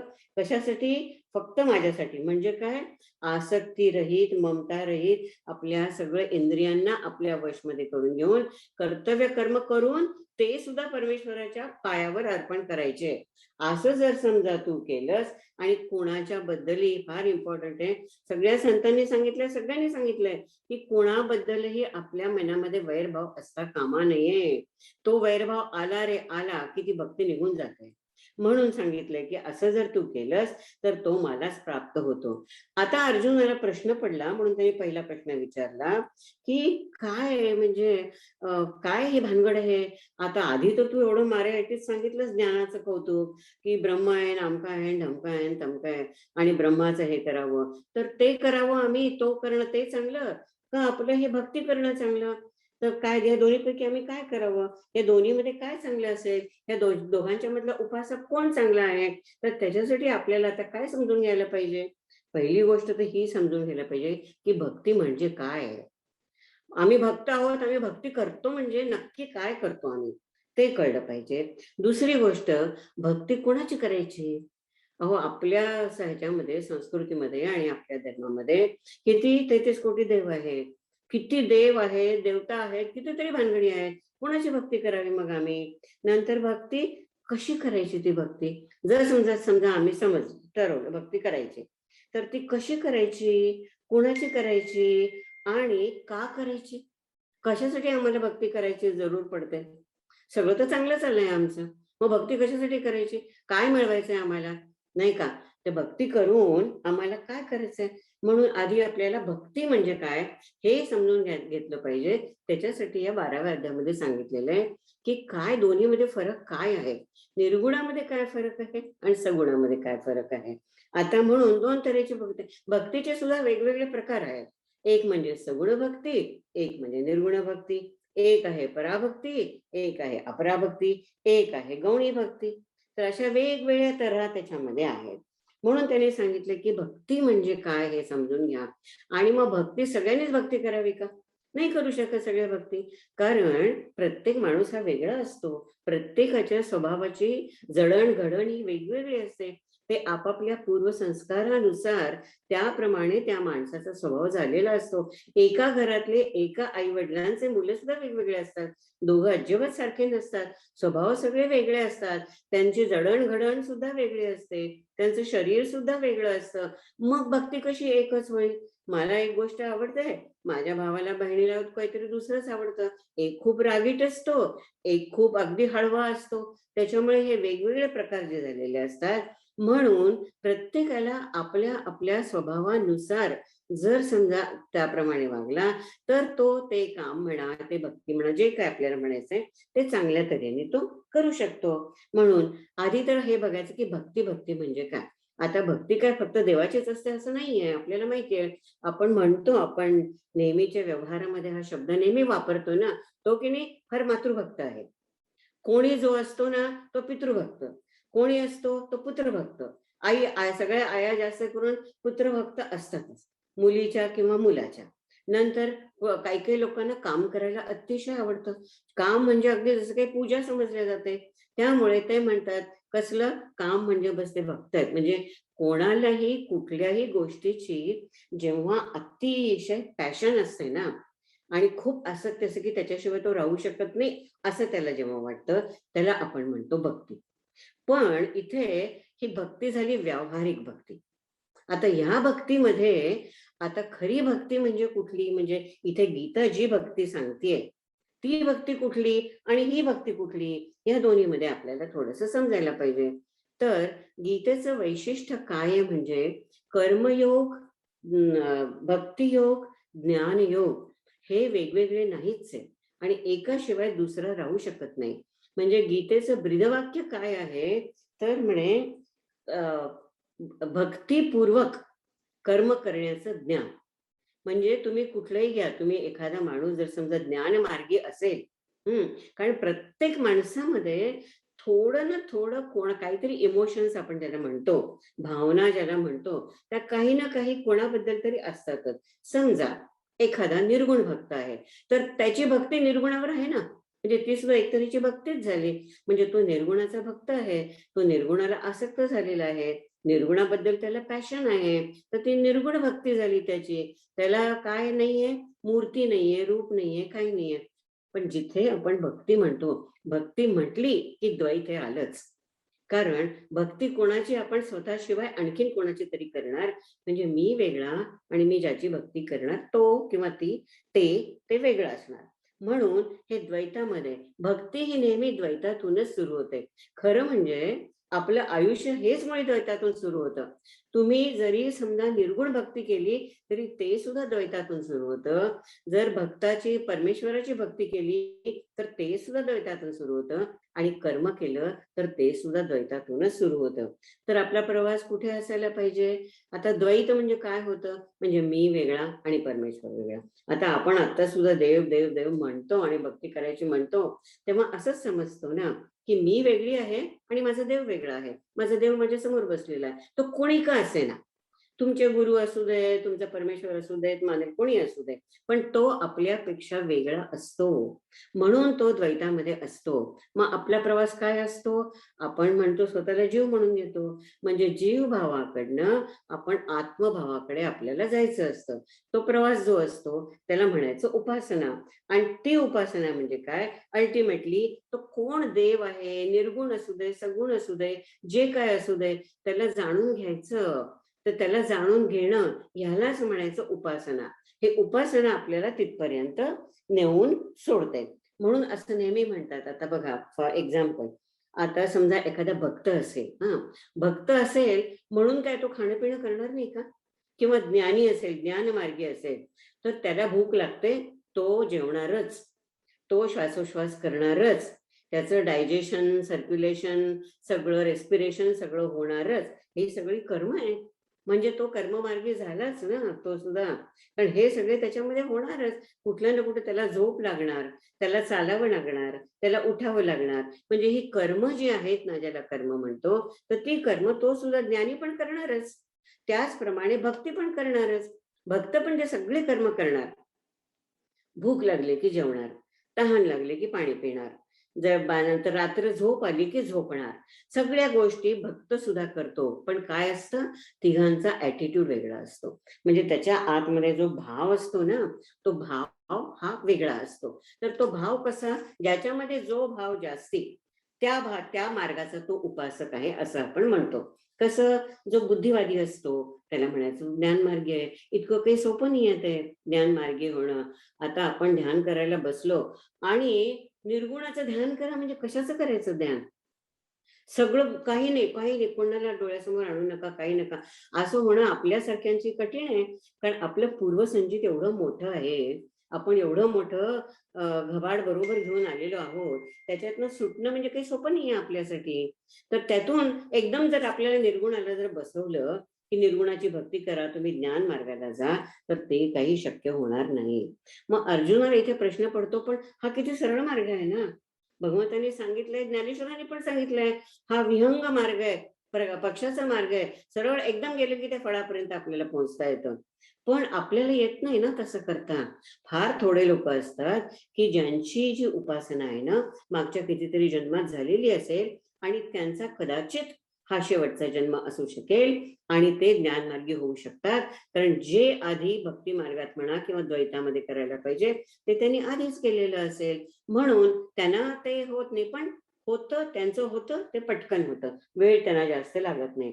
म्हणून मग त्या अर्जुनाला आपल्याला अशी सवय असतेच ना. आपल्याला असं वाटतं की आपण ना जवळचा रस्ता घेऊया आणि सोपा मार्ग घेऊया, अवघड नको काही आपल्याला.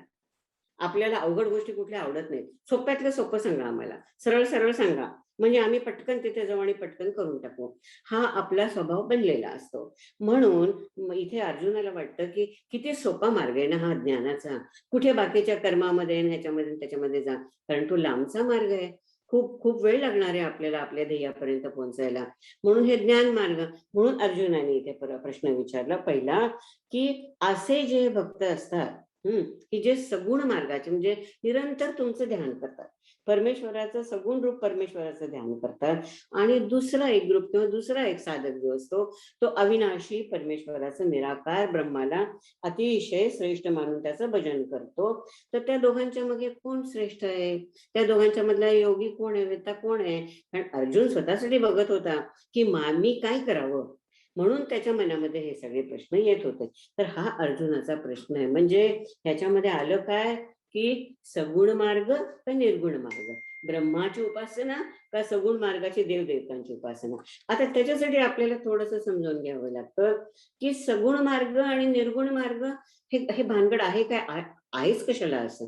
असं 2-2, 3-3 अशा गोष्टी झाल्या तर आपल्याला तर आणखीनच कन्फ्युजन निर्माण होईल. म्हणून मग सांगतात की आता आपण थोडक्यात ते बघूयात. असं कसं की आपल्याला माहितीये की ब्रह्म, निर्गुण निराकार ब्रह्म, आपण खूप ऐकतो ब्रह्माबद्दल, पाहिलं कोणीच नाहीये, अनुभव कोणालाच नाहीये, वाचतो खूप, ऐकतो खूप, त्याचा विचार सुद्धा करता येत नाही आपल्याला. कारण त्याचं वर्णनच मुळे असं दिलेलं आहे, अव्यक्त आहे, अचिंत्य आहे आणि त्याला काही सीमा नाहीये, त्याला अजन्म आहे. आता ज्याला जन्म नाही म्हणजे त्याला मरणही नाही, म्हणजे त्याच्या मधल्या ज्या 6 अवस्था असतात शरीराच्या त्या पण नाहीत त्याला. म्हणून ब्रह्म हे असं निराकार आहे, पण आहे ब्रह्म, त्या ब्रह्मापासून सगळं निर्माण झालेलं आहे हे आपण मानायचं. का मानायचं आपण असं? कारण शास्त्रात लिहिलंय. शास्त्र कोणी वाचलंय? आम्ही नाही वाचलं शास्त्र. वाचलेत का कोणी वेद? आपण ऐकलं खूप आहे, यजुर्वेद, ऋग्वेद, अमकं ढमकं, आपण खूप त्याचं हे करतो. पण प्रत्यक्ष कोणी वाचलेत का नाही? तर आपला मार्ग कोण सांगतं आपल्याला? संत आपल्याला आपला मार्ग दाखवतात. म्हणून आपण संतांच्या मार्गाने चालावं. संतांचं प्रमाण, संतांचा शब्द हेच आपलं शास्त्र. त्यांनी जर सांगितलं, आता जसं तुकारामाने सांगितलं, तुकारामांचा विठ्ठल, तुकारामांचा ब्रह्म म्हणजे हाच विठ्ठल आहे. तो विठ्ठल जो म्हणतात ते की असं कोणी वेगळं विठ्ठल वगैरे असं काही नाहीये. तुकाराम आत्म्यालाच विठ्ठल, आत्माराम ज्याला म्हणतात त्यालाच विठ्ठल म्हणतात. तर ते ब्रह्म म्हणून आहे की ज्याच्यापासून सगळं.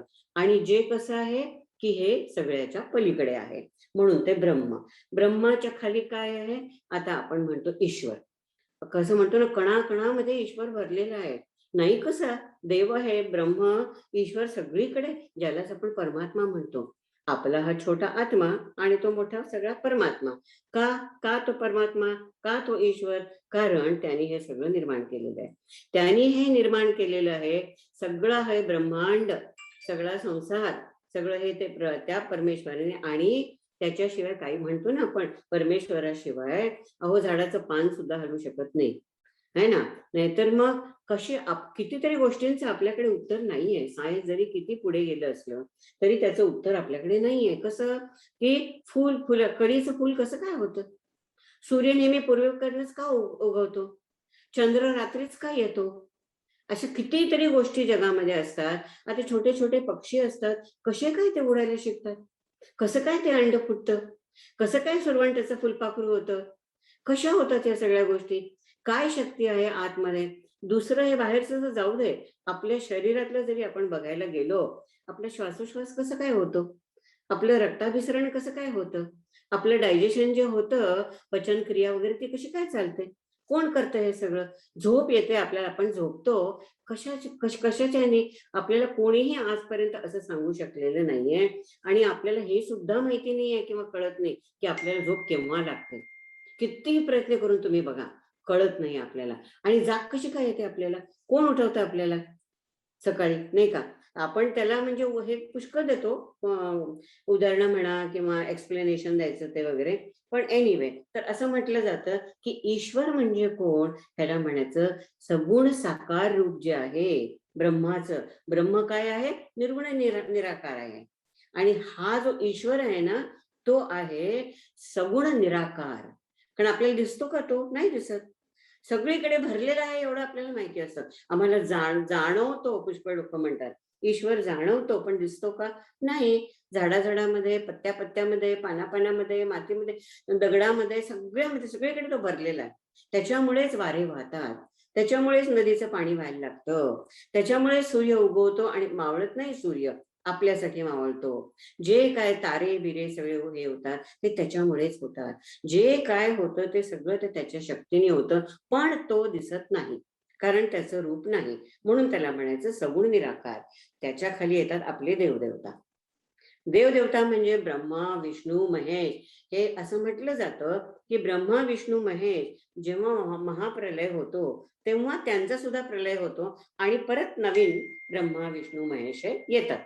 असं म्हटलं जातं की ब्रह्मा, विष्णू, महेश हे सुद्धा आपल्या शरीरातच असतात. आता आपल्या शरीरातल्या ज्या सेल्स असतात ना, पेशी म्हणा, सेल्स म्हणा, तर त्या सारख्या उत्पन्न होत असतात नवीन नवीन. कोण करतं? जो उत्पन्न होतो, ज्याच्यामुळे उत्पन्न होतो तोच ब्रह्मा. ज्याच्यामुळे राहतात थोडे वर्ष आपलं कार्य करण्यासाठी तोच विष्णू. आणि ज्याच्यामुळे त्याचं डिस्ट्रक्शन होतं किंवा त्या सेलचा नाश होतो, म्हटलं जातं ना 12 वर्षामध्ये आपल्या शरीरातली प्रत्येक सेल रिप्लेस होऊन जाते. तर तो शिव. नवीन सेल म्हणजे नवीन बॉडी, नवीन सगळं आपल्याला मिळतं. तर हे ते जे असतं ते ह्याला म्हणायचं देवदेवता. वेगवेगळे देवदेवता हे सगुण साकार रूप आहे त्यांचं. ह्याच्यापेक्षा सुद्धा सगुण साकार रूप म्हणजे अवतार, जे आपल्याला माहिती असलेला अवतार. राम आहे, कृष्ण आहे, जे काय आपले देवदेवता आहेत किंवा जे अवतार झालेले आहेत. विष्णूचे अवतार आपण म्हणतो, विष्णूचे अवतार झालेले आहेत म्हणून. तर शिवाचे, ब्रह्माचे अवतार असं म्हणत नाही, आपण विष्णूचे अवतार म्हणतो. सस्टेनन्स, एक्झिस्टन्स ज्याच्यामुळे होतो, नाही का, त्याचे अवतार असतात. ते सगुण साकार रूप असतं त्यांचं. कोणाचं? ब्रह्माचं. तर म्हणजे हे भक्तीचे वेगवेगळे प्रकार, यासाठी सांगते मी तुम्हाला. त्याच्या खाली येतात संत.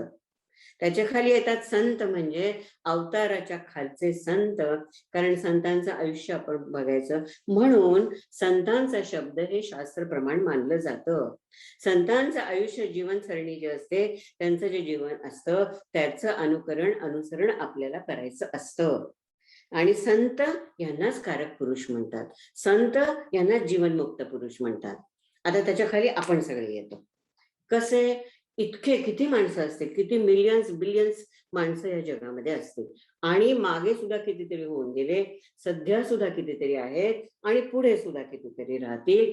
पण प्रत्येक माणूसच नाही तर ह्या संसारामध्ये, व्यवहारामध्ये, जगामध्ये, ब्रह्मांडामध्ये आपल्याला जे जे दिसतं, जे जे जाणवतं, जे जे आपल्या ज्याचा एक्झिस्टन्स आहे ते सगळं त्रिगुणात्मक आहे. एवढंच हे नाही तर जे आपले देव देवता आहेत ते सुद्धा त्रिगुणात्मकच आहेत. तर हे त्रिगुणात्मक सात्विक, राजसिक आणि तामसिक असे या 3 गुणांनी बनलेले आहेत. त्याप्रमाणे त्यांचा स्वभाव सुद्धा घडतो. कसा? त्यांच्या पूर्वाच्या कर्मानुसार, पूर्व संचितानुसार, आणि तो जीव बनतो. आता जीव म्हणजे काय ह्याच्या डिटेलमध्ये आपण काय आता जाणार नाही. त्यातल्या त्यात ज्यांच्यामध्ये सात्विक भाव जास्त असतो, कारण बुद्धी हे त्याचं पहिलं एक्सटेन्शन आहे ब्रह्माच्या मायेचं, पण त्याच्यामध्ये सात्विक भाव जास्त असतो म्हणून ते लोक बुद्धिप्रधान असतात, त्यांना ज्ञानाचा मार्ग आवडतो. बाकीचे जास्त करून लोक आपण कसे भावनिक असतो, इमोशनल असतो, आपल्यामध्ये भावना असतात, इमोशन्स असतात, आणि लगेच म्हणजे पण त्या आपण काय करतो त्या भावनांवर आपला कंट्रोल नसतो. पण ज्यांना भक्त व्हायचं आहे, ज्यांना उपासक व्हायचं आहे, आणि असे जे असतात, कारण त्यांचं मन अशा भगवंतावर पटकन लागतं. म्हणून या देव देवतांचं भक्ती का करायची? कारण आपल्या मनाला अशी सवय झालेली असती की जे येईल त्याला चिकटायचं, पण मग त्याला अशा ठिकाणी चिकटवायचं की तो आपल्याला पुढे नेईल, मागे नेईल. संसारामध्ये या मनाला चिकटवलं तर आपलं अजून पतन होतं, आणि परमेश्वराला जर चिकटवलं तर ते आपल्याला पुढे घेऊन जातं. तर असे जे असतात ते भक्तिप्रधान असतात. म्हणून असं म्हटलं जातं की भक्ती हा सोपा मार्ग आहे, पण भक्ती हा सोपा मार्ग नाही आहे. भक्ती हा अतिशय कठीण मार्ग आहे, खरी भक्ती जर आपल्याला करायची असेल तर. आणि काही काही लोक मानत नाहीत ते, कारण तो स्वभाव म्हणजे त्यांचा जो बनलेला असेल त्रिगुणात्मक या 3 गुणांनी जो बनलेला असतो, ते म्हणतात आम्ही नाही, आमचा नाही विश्वास देवावर वगैरे. हे थोतांड आहे सगळं. अध्यात्म काय, देव काय, हे काय, ब्रह्म काय, आम्ही काही पण मानत नाही. आम्ही फक्त काम करावं बस एवढं आम्ही मानतो. म्हणून असे लोक काय करतात, कर्मप्रधान होतात. म्हणून ते सुद्धा मग सांगितलं ठीक आहे, भगवंतांनी एवढी मोठी सूट दिलेली आपल्याला, ठीक आहे कुठलाही मार्ग निवडा तुम्ही, तुम्हाला कर्म निवडायचंय ना, कर्म निवडा. मग त्याच्यामध्ये मग कसं कर्म करायचं, काय त्यासाठी कर्मयोग सांगितलेला आहे. मग तुम्हाला बुद्धिप्रधान तुम्ही आहात, अॅनालिटिकल आहात, मग तुम्हाला फाइंड आउट करायचंय की काय ब्रह्म म्हणजे आहे काय. बरं ब्रह्म असेल ब्रह्माच्या ठिकाणी, मी आहे इथे, मला काय उपाय होणार त्या ब्रह्माचा, मी काय करणार त्या ब्रह्माला घेऊन, समजून तरी काय करणार आणि न समजून तरी काय करणार, त्या ब्रह्माचा मला काहीच उपयोग नाहीये, कशासाठी मी त्याची उपासना करायची.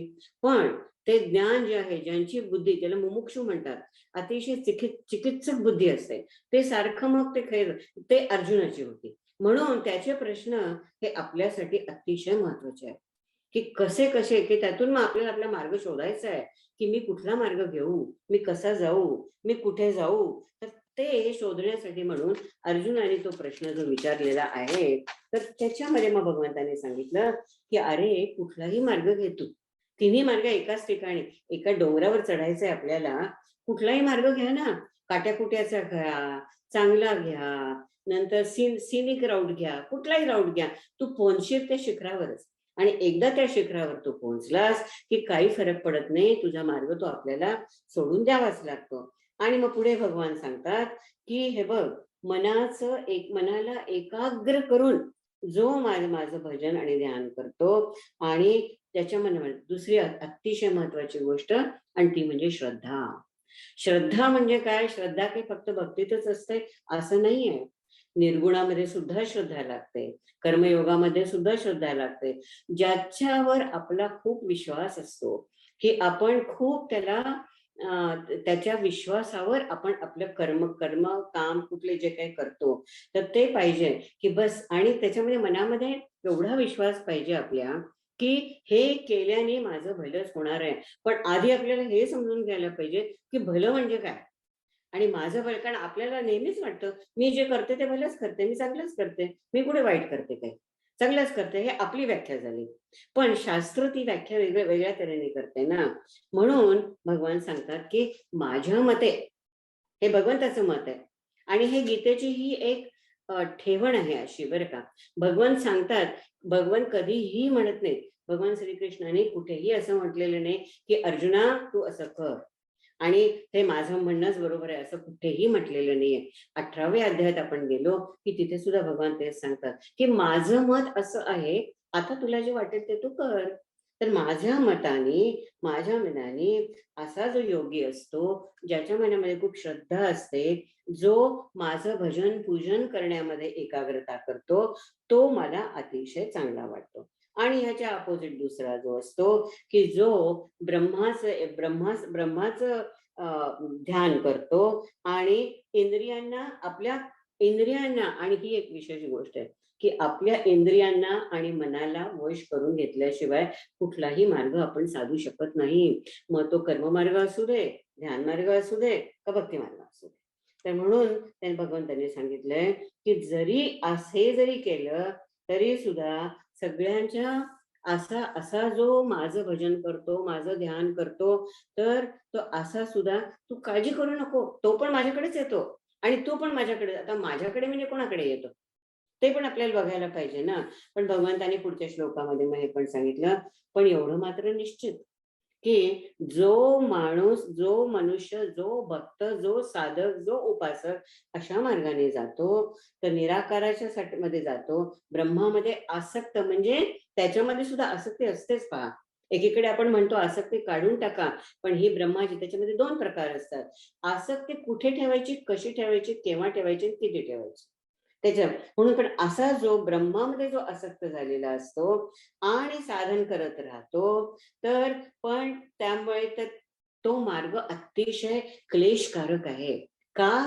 तर त्याच्यामध्ये आपल्या देहाला खूप कष्ट द्यावे लागतात आणि आपण कसे आहोत, सर्वसाधारण आपल्याला देहाला कष्ट द्यायला अजिबात आवडत नाही. जितकं सुखाचं आयुष्य होईल तेवढं आम्हाला हवं. म्हणून देहाभिमानी का? कारण मी म्हणजे हे शरीर आहे, मी म्हणजे हे ध्येय आहे, हे आपल्या मनामध्ये घट्ट बसलेलं आहे. म्हणून आपल्यासाठी तो मार्ग अतिशय कठीण होतो. पण ज्ञानी असतो तो विवेकाने समजतो सत काय आहे, असत काय आहे, काय घ्यायला पाहिजे, काय नाही, म्हणून तो मार्ग आचरू शकतो. पण आपण असा मार्ग आचरू शकत नाही. त्यासाठी भगवंतांनी सांगितलंय की हा खूप दुःखपूर्वक मार्ग आहे. म्हणजे जसा काही एखाद्या डोंगराचा कडा जर चढायचा असेल ना, तर किती त्याच्यामध्ये पडण्याची भीती असते. पण ज्याच्यामध्ये विश्वास असतो, ज्याच्यामध्ये श्रद्धा असते, तो चढून जातो. प्रत्येक जण नाही चढू शकत. जे ते रॉक क्लाइंबर्स वगैरे असतात, ते त्यांच्यामध्ये खूप विश्वास असतो, खूप ट्रेनिंग असतं त्यांचं आणि खूप त्यांनी परिश्रम त्यांना करावे लागतात. तेच डोंगर चढून जाऊ शकतात, सगळेजण नाही जाऊ शकत. अतिशय धोक्याचा कारण त्याच्यातनं जर समजा माणूस घसरला ना, जसं मागे मी एकदा सांगितलं होतं ते सापशिडीसारखं एकदम खाली येतो, एकदम खाली घसरतो माणूस ज्ञानावरचा आणि खूप मग त्याला परिश्रम करावे लागतात. म्हणून भगवान या 5व्या श्लोकापर्यंत एवढं सांगतात की एक मार्ग सुखकर आहे, दुसरा मार्ग अतिशय क्लेशकारक आहे. दोघेही भक्त माझ्याचकडे येतात, दोघांनाही फळ ते एकच मिळतं. आता त्याला ब्रह्म म्हणा, काही म्हणा. आता त्याच्याबद्दल आपण पुढच्या वेळेला बघूया, पुढच्या 5 श्लोकाचं. तर आता 9:30 होऊन गेलेत, मी इथे पूर्णविराम देते. वसुदेव सुतं देवं कंसचाणूरमर्दनं देवकी परमानंदं कृष्णं वंदे जगद्गुरुं. थँक्यू. खूप खूप धन्यवाद रजनीताई. गुरुदेव तुमच्या ज्ञानाला, तुमच्या या निष्ठेला आणि इथूनच प्रणाम. नमन. अगदी खरंय, रजनीताई बोलायला लागल्या की असं वाटतं हे संपूच नाही कधी.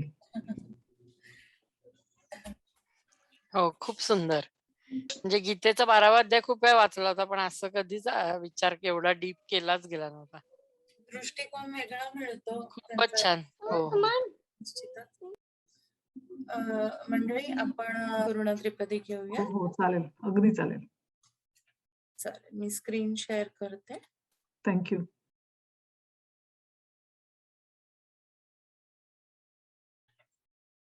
शांत हो श्री गुरुदत्ता, मम चेता शमवी आता, तू केवळ माता जनिता, सर्वथा तू हित करता, तू आप्त स्वजन भ्राता सर्वथा तू चित्राता भय करता तू भय हरता दंड धरता तू परिपाता तुझ वाचून न दुजी वार्ता तू आता आश्रय दत्ता शांत हो श्री गुरुदत्ता मम चित्ता शमवियाता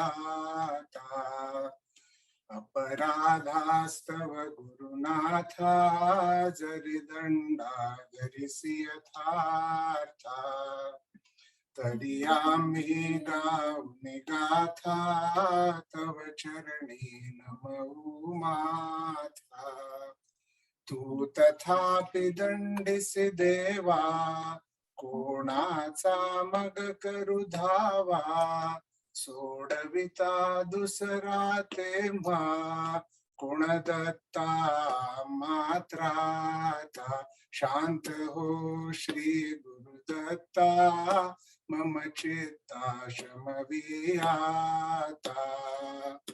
तू नटसा हो न कोपी दंडिताही आम्ही पापी पुनरपि हि चुकत तथापि आमावरि न च संतापि गच्छत स्खलनं क्वापि असे मानुनि न च हो कोपि निज कृपालेशाओपि आम्हावरी तू भगवंता शांत हो श्री गुरुदत्ता मम चित्ता शमवियाता तव पदरी असता ताता आडमार्गी पाऊल पडता सांभाळून मार्गावरता आणि तान तुझा त्राता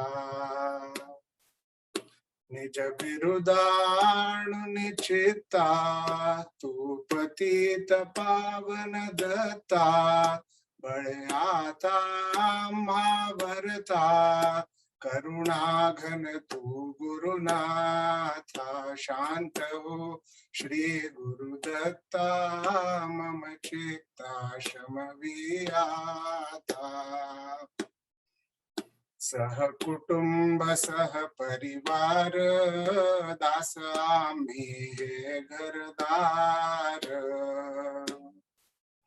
तव पदी अर्पुसार संसारा हित हा भार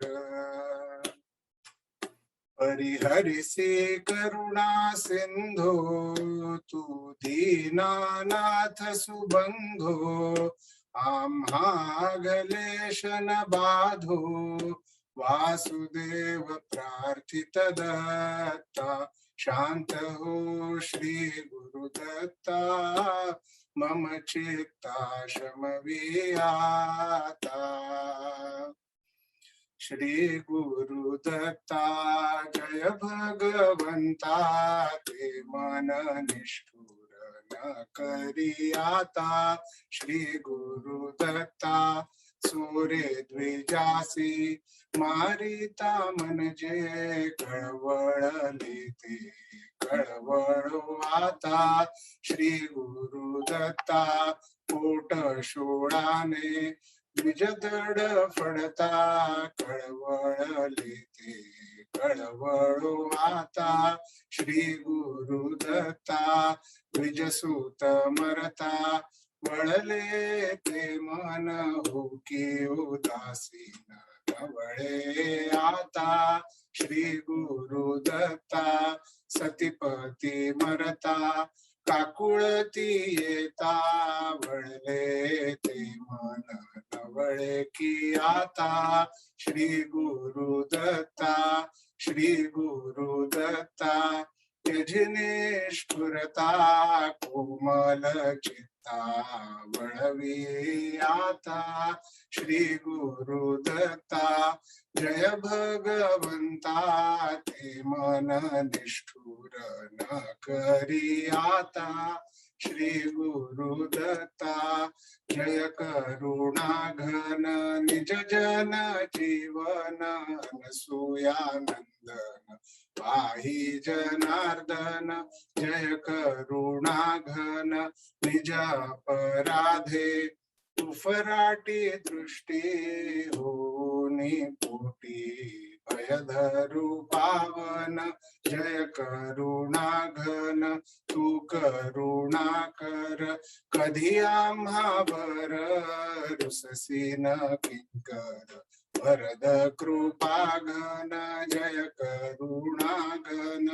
वारी अपराध तू माय बाप तव मनी खूप लेशन वामन जय करुणा घन बालकापराधा गणे जरी माता तरी कोण त्राता देईल जीवन जय करुणा घन प्रार्थी वासुदेव पदी ठेवी भाव पदी देवो ठाव देवत्री नंदन जय करुणा घन निज जन जीवन अनसूयानंदन पाहि जनार्दन जय करुणा घन वंश वंशियामी दास हो तुझे नगडो अवज्ञा कधी देवा वंश वंशियामी दास हो तुझे नगडो अवज्ञा कधी देवा वंश वंशियामी अवधूत चिंतन श्री गुरुदेव दत्त. वाह, खूप छान. खूप मस्त. दिवस झालं. छान खूप वाटलं. दिवसांनी म्हणजे 2 आठवड्याचाच गॅप 2 होता. आठवड्याच्या असं गॅप वाटलं की खूप दिवसांनी हे केलंय. खूप सुंदर झालं. खूपच छान. छान खूपच शांत छान झाला वाटतं. प्रोग्राम. आणि शेवटी करुणा त्रिपदीने शेवटी केला की अतिशय छान वाटतं. म्हणजे चेरी ऑन द टॉप. समाधान हो. तिथे पूर्ण होतं.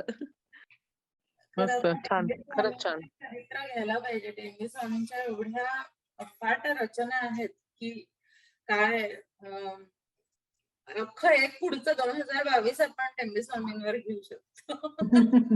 खरंय, अगदी खरंय. आपण शांती मंत्रांनी या कार्यक्रमाची समाप्ती करूया.